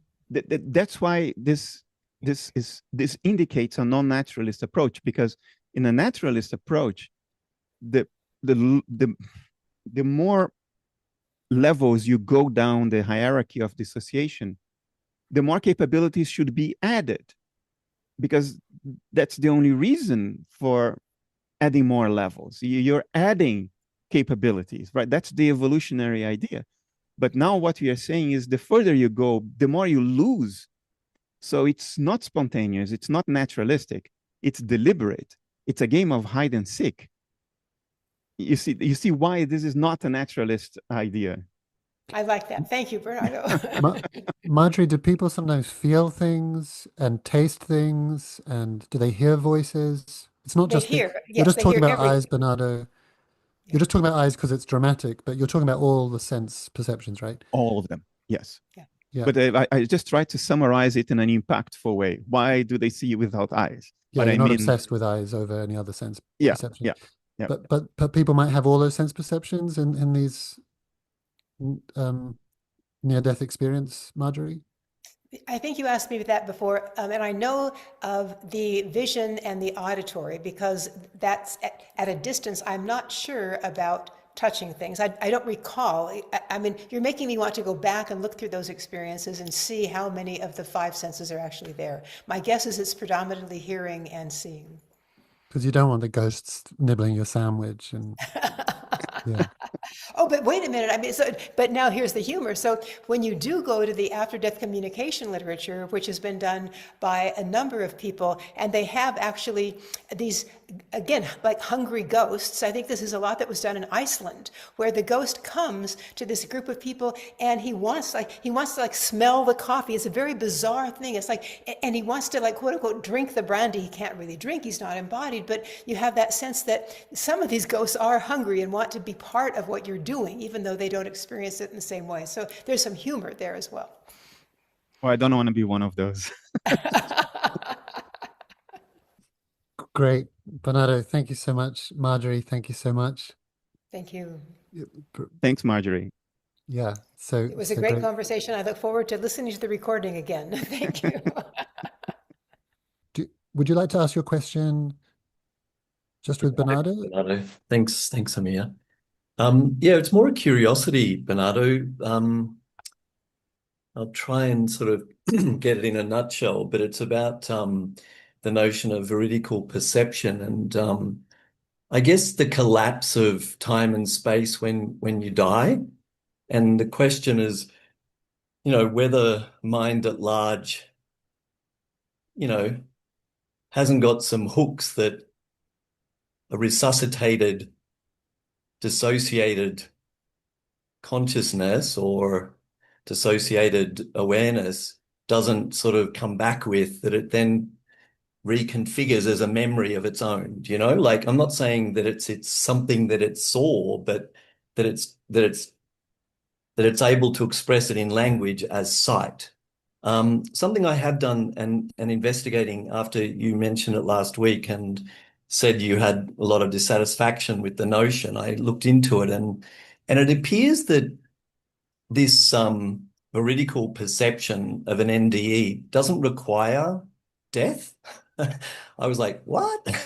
I watched a lecture and apparently people can have that experience of an NDE with veridical perception and not die. So not just be resuscitated, but actually not even have an NDE, as it were. They just have the veridical perception. And I'm like, well, maybe it's got something to do with mind at large. Anyway, I just wondered what you thought and whether, your dissatisfaction with the notion of it was because it was too, like, I don't know, causally oriented, not like causally oriented within time and space, and maybe it's not.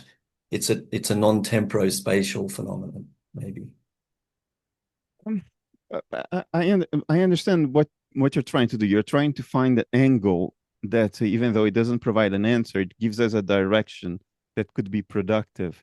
I've tried to do this for a long time too, including what you're suggesting, that it's not really perception as we understand perception while it's being apprehended, but when we come back, we frame it as perception. but if you read enough of the reports, it seems forced. It's like we are trying to change the data so the data conforms better with our theoretical models, because the people reporting these things, they are not saying it was like seeing. They are saying, I saw it in all vividness and detail. That's what they are saying. So I shy from, I don't want to fall into the fallacy of making the data conform to theory. But at the same time, it is not really much about a dissatisfaction with the phenomenon. I mean, who am I to be satisfied or not with what nature is, right? Nature is what it is. It doesn't give a damn what we think about it. It's more that it's not even that I have enormous difficulties to reconcile that with any form of logical, plausible theorizing, but that I don't see an avenue to even begin that exercise. It makes me want to give up on the whole enterprise and do something that I can do, like build AI computers. I can do that. Where do you think the data drops into people's consciousness from? Like, the person who flew out the window and saw a coin on a windowsill and then reported it, and they went and investigated and found the coin, or someone who couldn't see like a barcode on the top of a computer screen and then reported it because they were obsessed with remembering phone numbers or numbers, and then they came back into their body, or they were resuscitated, let's say, and they remembered this number, or they had this number appear in their consciousness, and they said the number, and they said what the number related to, being on the top of a computer screen, and they checked it out, and lo and behold, there's the number was. And it was like, but where does that could only come from some collective, I don't know, collective universal mind or memory or something. I don't have a problem with access to information beyond the senses. Because Yes. in a non-dissociative state, in the cognitive, in the vast cognitive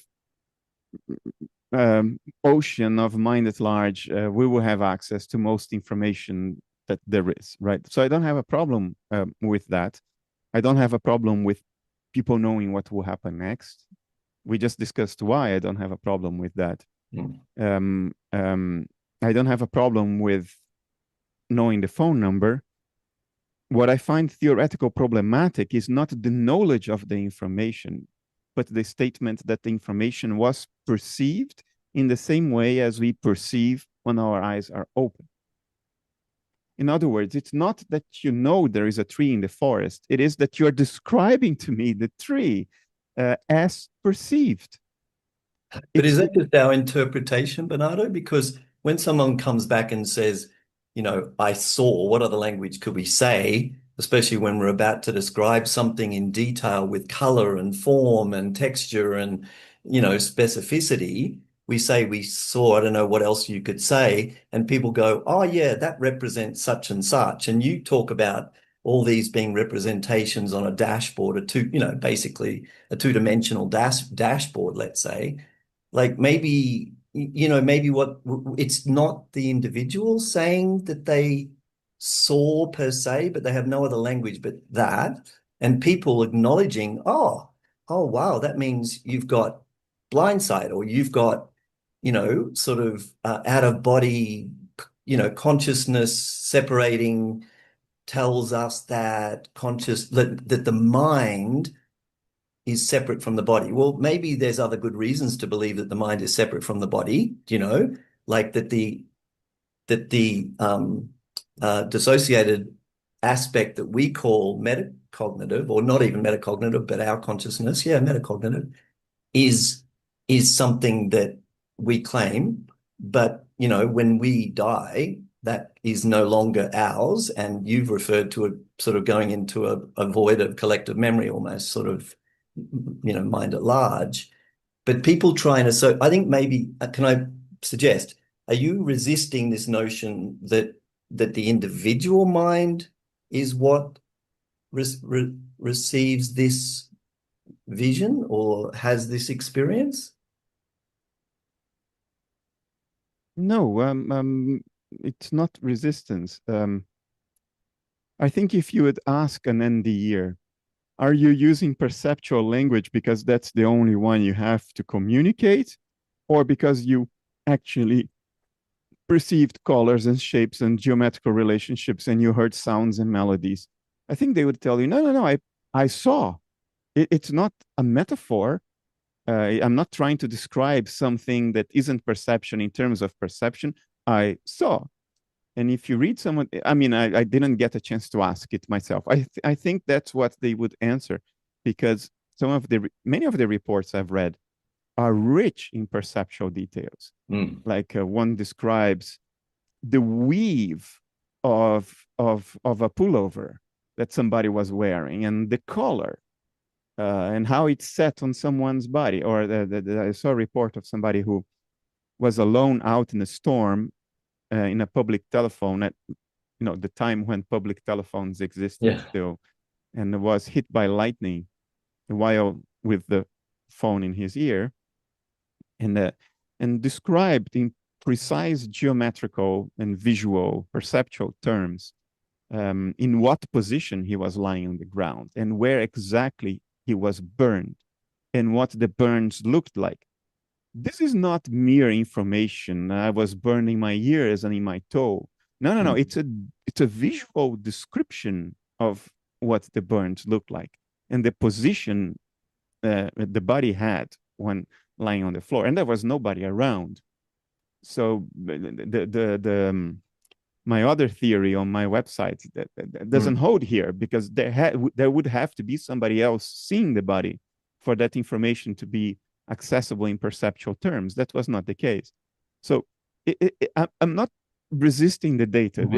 On the contrary, I'm doing my best to not try to reframe the data so it's more amenable to my theoretical approach to it.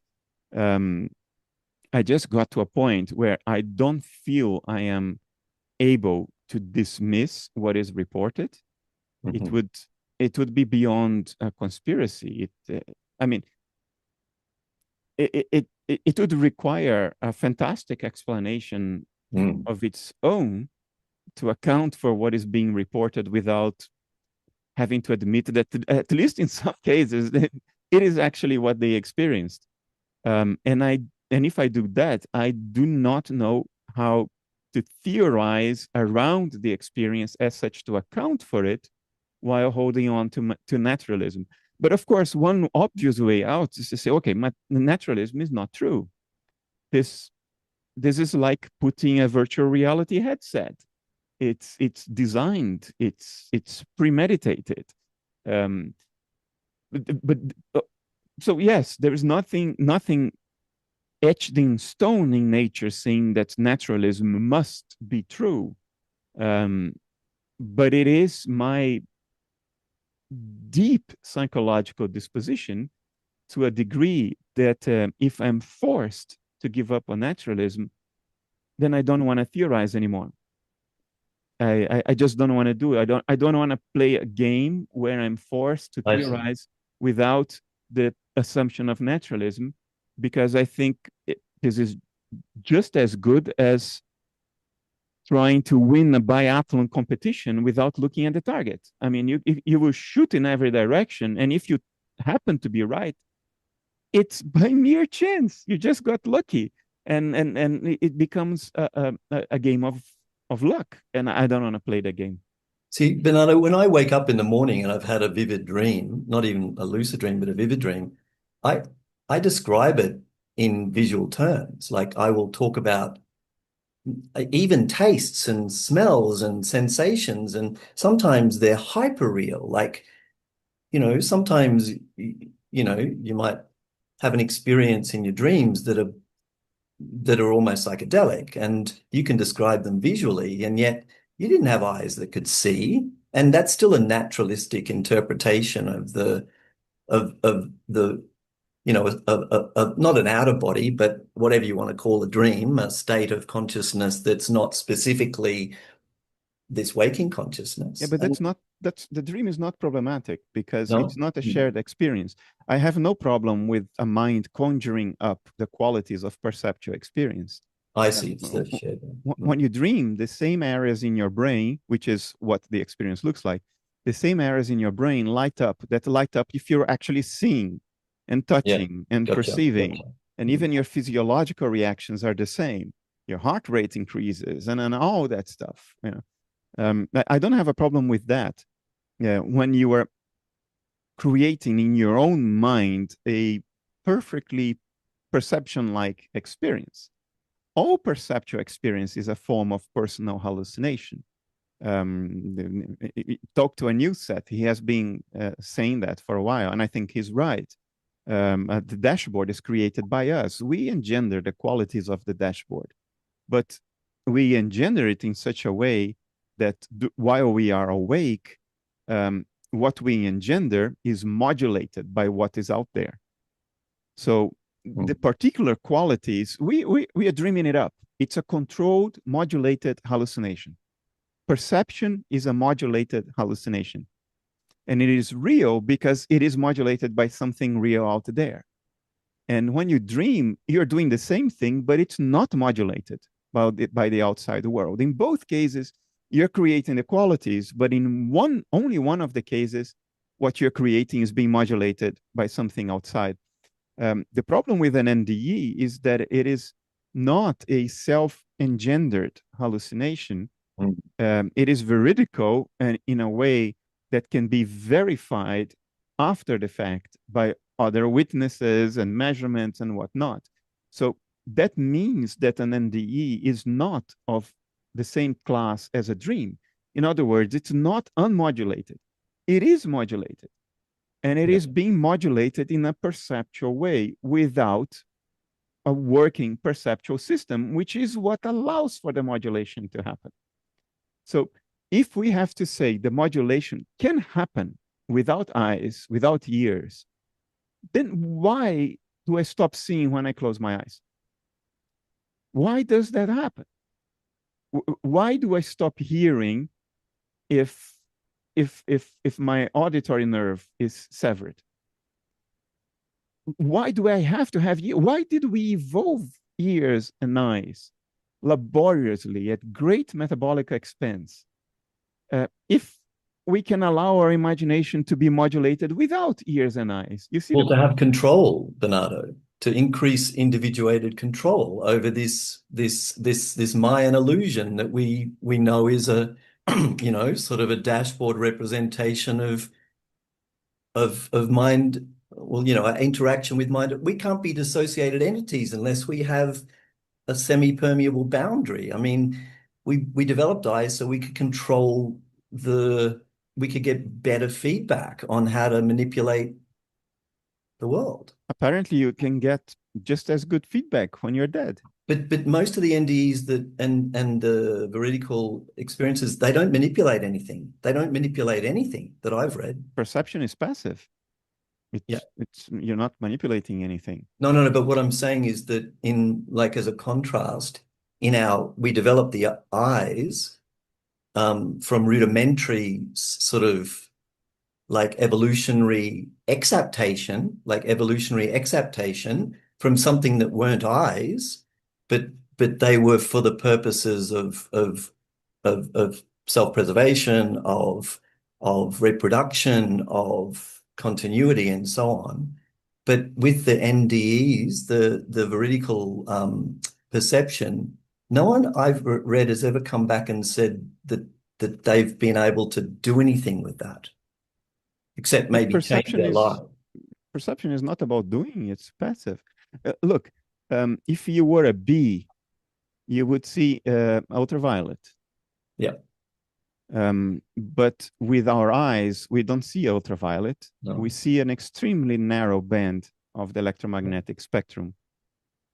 And the ears don't come back saying they saw ultraviolet or infrared. They see in the exact same narrow band that our eyes are designed for. What the hell? Yeah.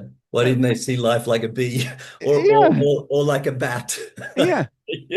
So if you found a way to reconcile this with naturalism, I envy you. Okay. No, I'll keep working on it.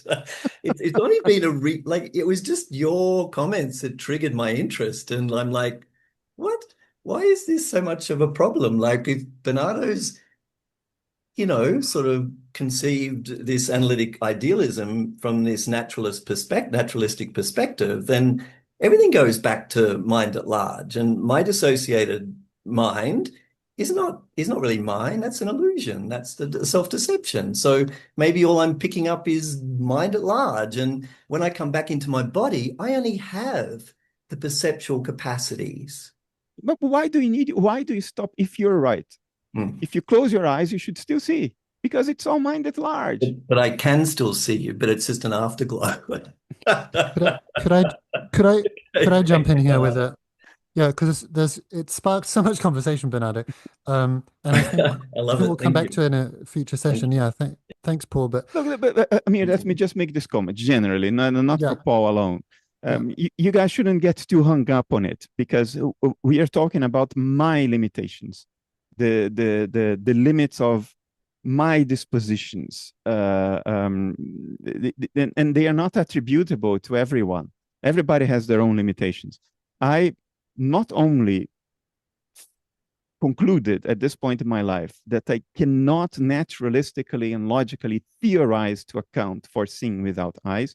Not only that, I have discovered that I am not interested in trying to theorize unless I can presuppose naturalism, because it becomes like a shooting in the blind game from my disposition, from my psychology, for the limits of my intellect. I can't do it.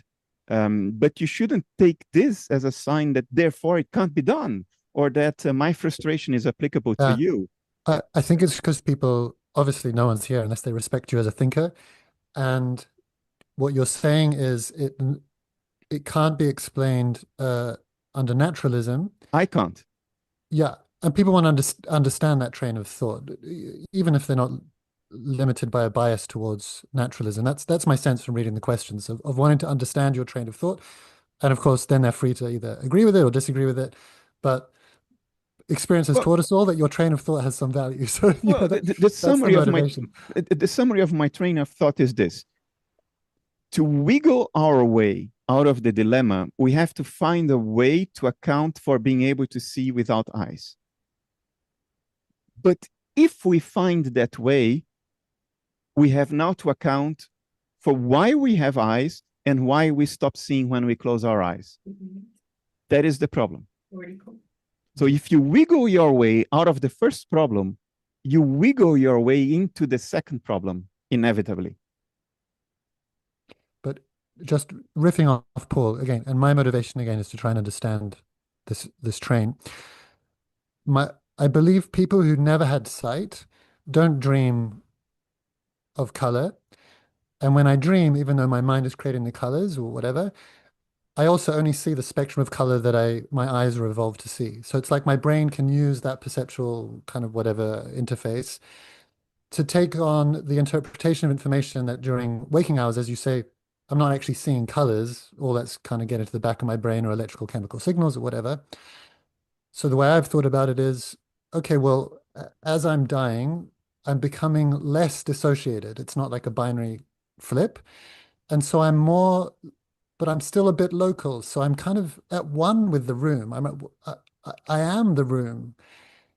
And in the same way that my dissociative alter is used to interpreting my psychological material within the band of spectrum of colors that I've done throughout my life, it continues to do that. It just represents the room that I now am merging with slowly until I eventually totally is my train of thought making sense to you? Yes, that's what Paul was trying to do. So the line of thought is the following. When we are temporarily dead during an NDE, the dissociation is reduced. So we actually acquire veridical information about our cognitive surroundings because the boundary is now, if not taken down, it's very porous now because your metabolism is not working. And then we interpret that information in terms of the dictionary we built over the course of our lives, which is a perceptual dictionary. This is what I told myself for years. But I personally, and I may be wrong about it, personally, today, my feeling is that if I persist on doing this, I will be incurring in the fallacy of manipulating the data so the data conforms to my theory. Because what I hear people say is not an interpretation. They're not saying it felt like pink. They're saying it I'm saying was they a really pink see it. blouse. Yeah. They really see it in the same way in a dream. I see a pink blouse. I don't come out of a dream and say, I feel like it was pink. I really Yes, see a but pink blouse. yes, but for your creation of the pink blouse, which I acknowledge is our creation, Hmm. for that creation to be modulated by the outside world, we need eyes because they are the modulation channel. This is what the impingement on our dissociative boundary, that place where the impingement happens, that's what that place looks like. It looks like eyes. That's why we had to evolve it. It's the modulation channel. So I'm not questioning our ability to imagine the pink blouse visually. What I'm questioning is how can the modulation still happen if the channel is not working? And if the modulation can happen without the channel, why did we need to evolve the channel? And why do we stop seeing when we close the channel by closing our eyes? You see the contradiction. Look, uh, you are preaching to the choir if you tell me, well, it's all one mind, so we have access to all information. I get that. What I'm arguing is how that information is presented. Because let's take a very easy example that we all understand.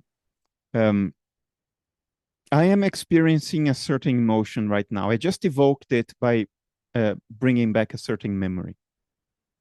I am experiencing that emotion right now. If you were to read the patterns of my brain activity, you would see an image that correlates very well with the emotion I am evoking right now, because it's a very particular, very well-defined emotion. And because I am using a memory to evoke that emotion, if you were to read the patterns of brain activity here in my visual cortex, you would find a pattern that correlates very well with the visual experience I am recalling in order to evoke the emotion. So my emotion experienced from a first-person perspective looks to you as your perception of my brain activity, right? But you are not experiencing my emotion. You are experiencing geometrical patterns of brain activity in a 3D object, pinkish, whitish, or grayish, that we call brain. That would be your, it's the same information. There is an isomorphic function bridging these two sides. My emotion and your visual patterns that you would see in my brain, they contain information that can be translated back and forth. One corresponds to the other. In other words, they contain the same information. But the way that information is experienced is radically different. For you, you are seeing geometrical patterns of brain activity. You are seeing it, maybe in the screen of a brain scanner, or by looking at the anatomy of my brain and where it's more red because that's where the blood is going, and you have more activations. It's a perceptual experience to you. To me, it is a feeling toned experience. The qualities are completely different. It's the same information, but the qualities are completely different. So yes, under analytic idealism, when we die, we gain access to the information. But we should gain access to what it feels like to be the world, not to what it feels like to see the world. The information should be that of my first-person feeling, not of your visual perception of my patterns of brain activity. So yes, we have access to the information, but people report having access to the patterns of brain activity, not to the feeling. And that is a problem. That is a problem. If we contort analytic idealism in such a way that it could accommodate that, then it loses its explanatory power because we would make it accommodate anything. It would become mushy and valueless because anything would be game under analytic idealism if we saw that. The value of a theory, scientific or philosophical, is precisely in its specificity. That is the value. It is in its specificity. If we have to give up on specificity to accommodate any data, then we might as well stop theorizing because we are not gaining anything. We are not clarifying anything. We are not accounting for anything. We are just saying, well, it all happens. Anything goes. And personally, I am constitutionally incapable of taking that step. I would rather renounce analytic idealism than to make it so vague that it can accommodate anything, including things that it doesn't naturally accommodate. So I am comfortable accommodating a great many things under analytic idealism. All of confirmed scientific observations are accommodated within analytic idealism without relaxing the criteria, without making it sort of lose its specificity.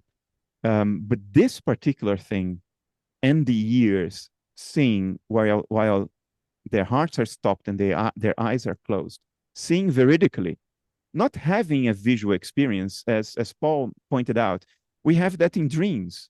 We don't need eyes to have a visual experience, but to have a veridical visual experience modulated by the outside world in a way that is veridical, while the channel of that modulation is not working, it is incredibly problematic. I find it incredibly problematic. I do not know how to bring this in without throwing away the specificity of analytic idealism. And for a long time, I was okay with it because I was doing one of two moves, and sometimes both. Dismissing the data as anecdotal or manipulating the data so it fits the theory. So saying, well, they are not actually seeing. It's just that their vocabulary is a visual vocabulary. But they are just absorbing that information, and they are themselves then, after the fact, translating that into visual language because that's all the language they have. I've done this for years, and I thought this was plausible for years. I no longer think it is plausible. It is too detailed. It gets to a point where if you are honest to yourself, you look at yourself in the mirror and you ask yourself, can I keep doing this? And you realize, no, I can't.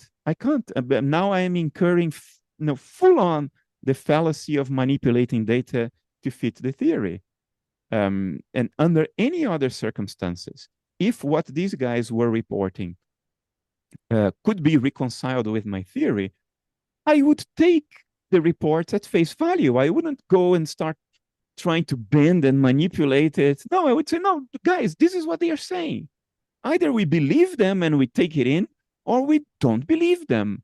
But you can't believe them and say, but they don't quite mean what they are saying. And that's how I would react. So I feel that now that it is my theory that is in the firing line, I have to react the same way at the cost of my intellectual honesty. I will lose analytic idealism before I lose my intellectual honesty.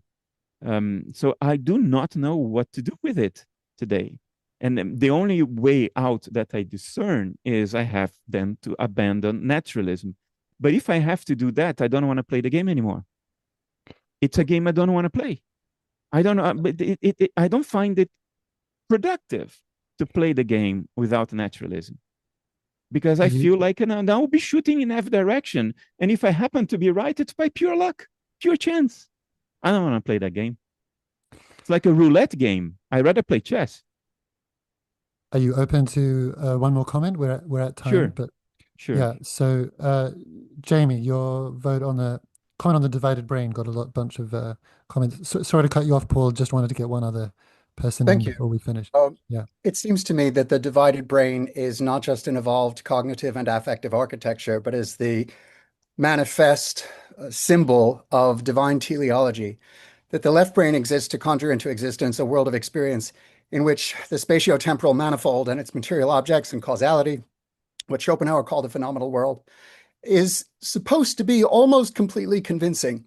And what's mistaken about it is only the particular piece where we say with the physicalists that it is complete. Analytic idealism begins when we realize, no, it is accurate, but it is radically incomplete. And that is the sense in which it is false. And I wonder if perhaps what the world might be telling you, I dare say, with great humility, is that just as it was the materialists' turn to recognize that their system was incomplete, perhaps analytic idealism is incomplete by virtue of its refusal to join the thousands of mystics over the last 3,000 years who have supposed that a task has been set to us by the divine architecture of the brain in which we are meant to figure out that in fact there's something more than this. And the reason why we have eyes is so that while we are in the body, we can meet the needs of an evolved organism thriving in a niche, but we also have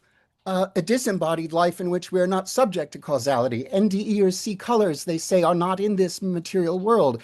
NDEers see in 360 degrees, some of them. Some of them were blind from birth and then they see. And it may be that naturalism, the question wouldn't give you so much trouble. Why should nature play hide and seek if you suppose, oh, those millions of pages within theology, which are about the particular problem called the hiddenness of God, slot into place right at this border between analytic idealism and the books and school of the ages. I believe your position to be correct. I've just read your Schopenhauer book and your memoir, and I'm looking forward to reading the rest of your work. I regard it as incomplete, and that the thing which completes it already exists and has to be sort of garnered from the fruits of the fruits of the grove of academe that Plato founded and that Justinian shut down in 659. Thank you. Bear with me, Jamie. I understand the question. Bear with me. I am perfectly comfortable with incompleteness. Actually, this would rescue me out of my present dilemma. I'm perfectly happy to say we accounted for this, but the world is this. And there is a lot that we didn't account for. I'm perfectly content with that. I find tremendous meaning in taking a step forward, even if we didn't take all steps forward and got to the finish line. There's a lot of work to do, but there is a word in Dutch I want to use, incasseren. Where's Quentin? We need a Dutch translator. Bank. If we bank the first steps, even if there are 1,000 more to go, I find tremendous meaning having banked the first steps. So we took those first steps, they're good. So I'm entirely comfortable with incompleteness. As a matter of fact, I assume incompleteness as a virtually certain fact of epistemology. Every time I say, we are monkeys, what do monkeys know? I'm appealing to incompleteness, which for me is... I never took dogmatist. No. Forget dogmatism. I'm trying to convey to you that I take incompleteness for granted. Mm-hmm. The problem I feel here is not that it is incomplete, but that the piece I thought, the one little piece in the vast universe of the unaccounted for, the one little piece we thought we had accounted for, falls into contradiction if we can see without eyes. So it's not about what we haven't accounted for yet. It's about what I thought we had accounted for. That turns out that was not accounted for, because the way we tried to account for it would preclude the possibility of seeing without eyes. If it turns out that the latter is possible, then our account for this tiny little piece of nature, then that account is wrong. Might it not be like quantum mechanics showing that Newtonian physics is a classical approximation, but that only on enormous scales do relativistic effects manifest, and only on incredibly tiny scales do quantum effects manifest. William James's close friend F.W.H. Myers, as you know, said that there's a kind of spectrum of consciousness like the spectrum of electromagnetic energy, and that the regions of it which are alien to us occasionally do an uprushing into the domain with which we are familiar, and that psychic powers and indeed episodes of genius are of this sort. I feel myself in accord with you as you say, surely optical vision is the only kind that can be normative. I'm not on the same page when you say that any exception, like a white crow, vitiates the meaning of natural vision. It seems to me normative in embodiment and in embodiment only. The exceptions are there to make us go, what was that? And then seek further until we discover that there is a living God, which is personal and which receives our preposterous local human religions the way you receive from your beloved cat the gift of a freshly killed, beautiful dead bird. You don't want to eat the bird, but it's the best the cat can do, her feline gift. This is how I see it. I love your energy. I can sincerely tell you right now, I envy you. I would like to be where you are. I have a hypothesis, sir, about your reluctance.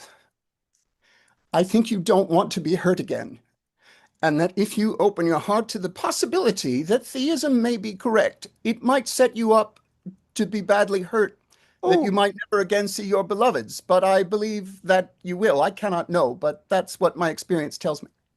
I believe I will see my dad. See in the sense of becoming acquainted with their inner life.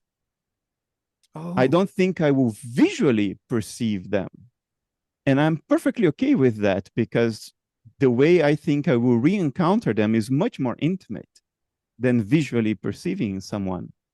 Anita Morjani writes about it in her NDE, that she said, I met my father, but it was not like I just met him. I was him. And I thought, okay, she nailed it. She nailed that. That is perfectly in line with analytic idealism. Look, thank you for saying what you just said. You expressed tremendous empathy there, and I appreciate it.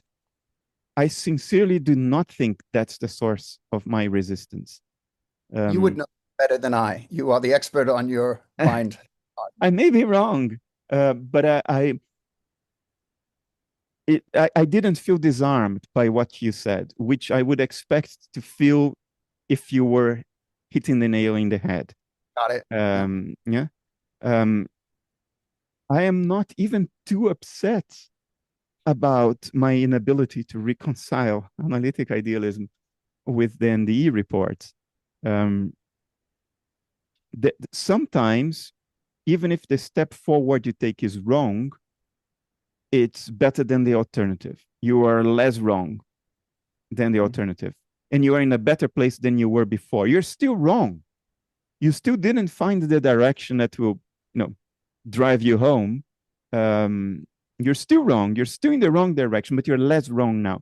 So I take that. I'll take that. It still validates my life and my 12 books. I'll take that. I am absolutely convinced that even if, because of what we are discussing here right now, analytic idealism turns out to be wrong, it is a lot less wrong than physicalism. And I still wish for society to be less wrong, as opposed to the alternative. So I'm okay. But I'm less okay than I thought I was 5 years ago. I thought we really were in the right direction. And now I'm not sure. I'm not sure. This whole NDE perception, veridical perception thing, without eyes, without ears. I wish I could just dismiss it like I did for years. Or I wish that I could just reinterpret it, as Paul just suggested earlier.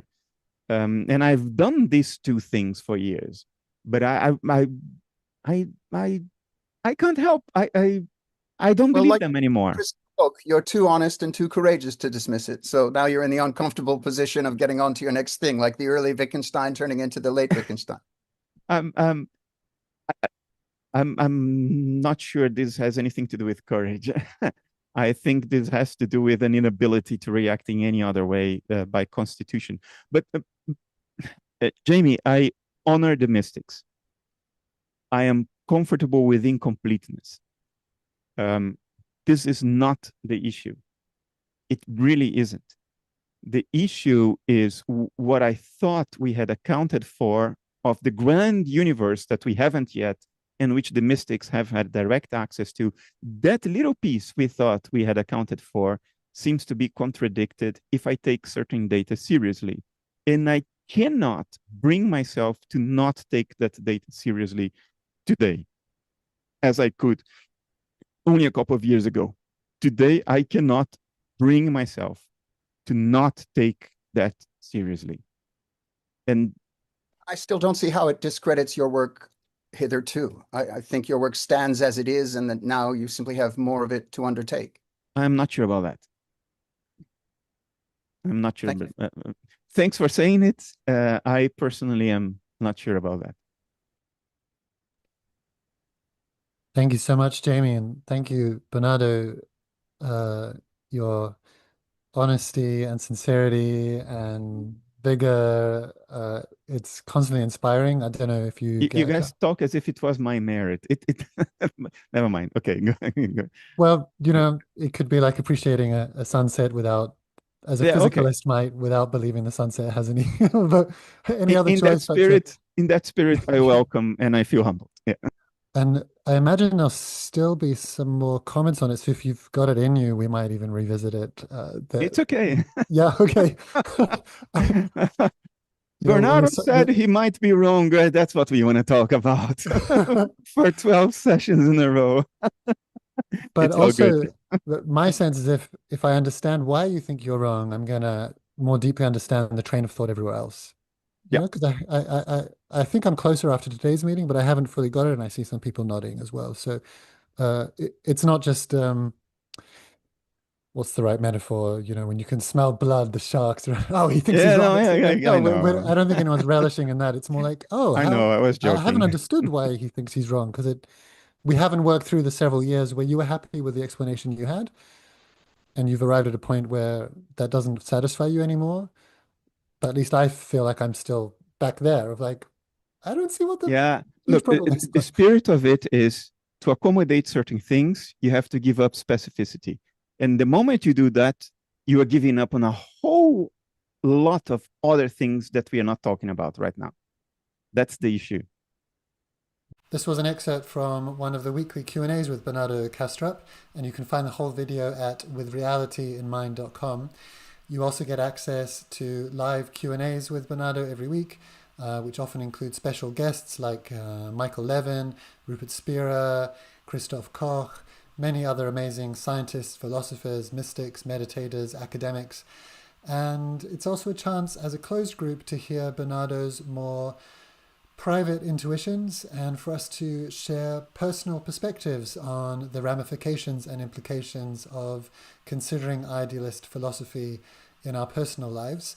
So again, you can find us at withrealityinmind.com and get access to live weekly meetings and almost a year of a recorded archive of previous meetings.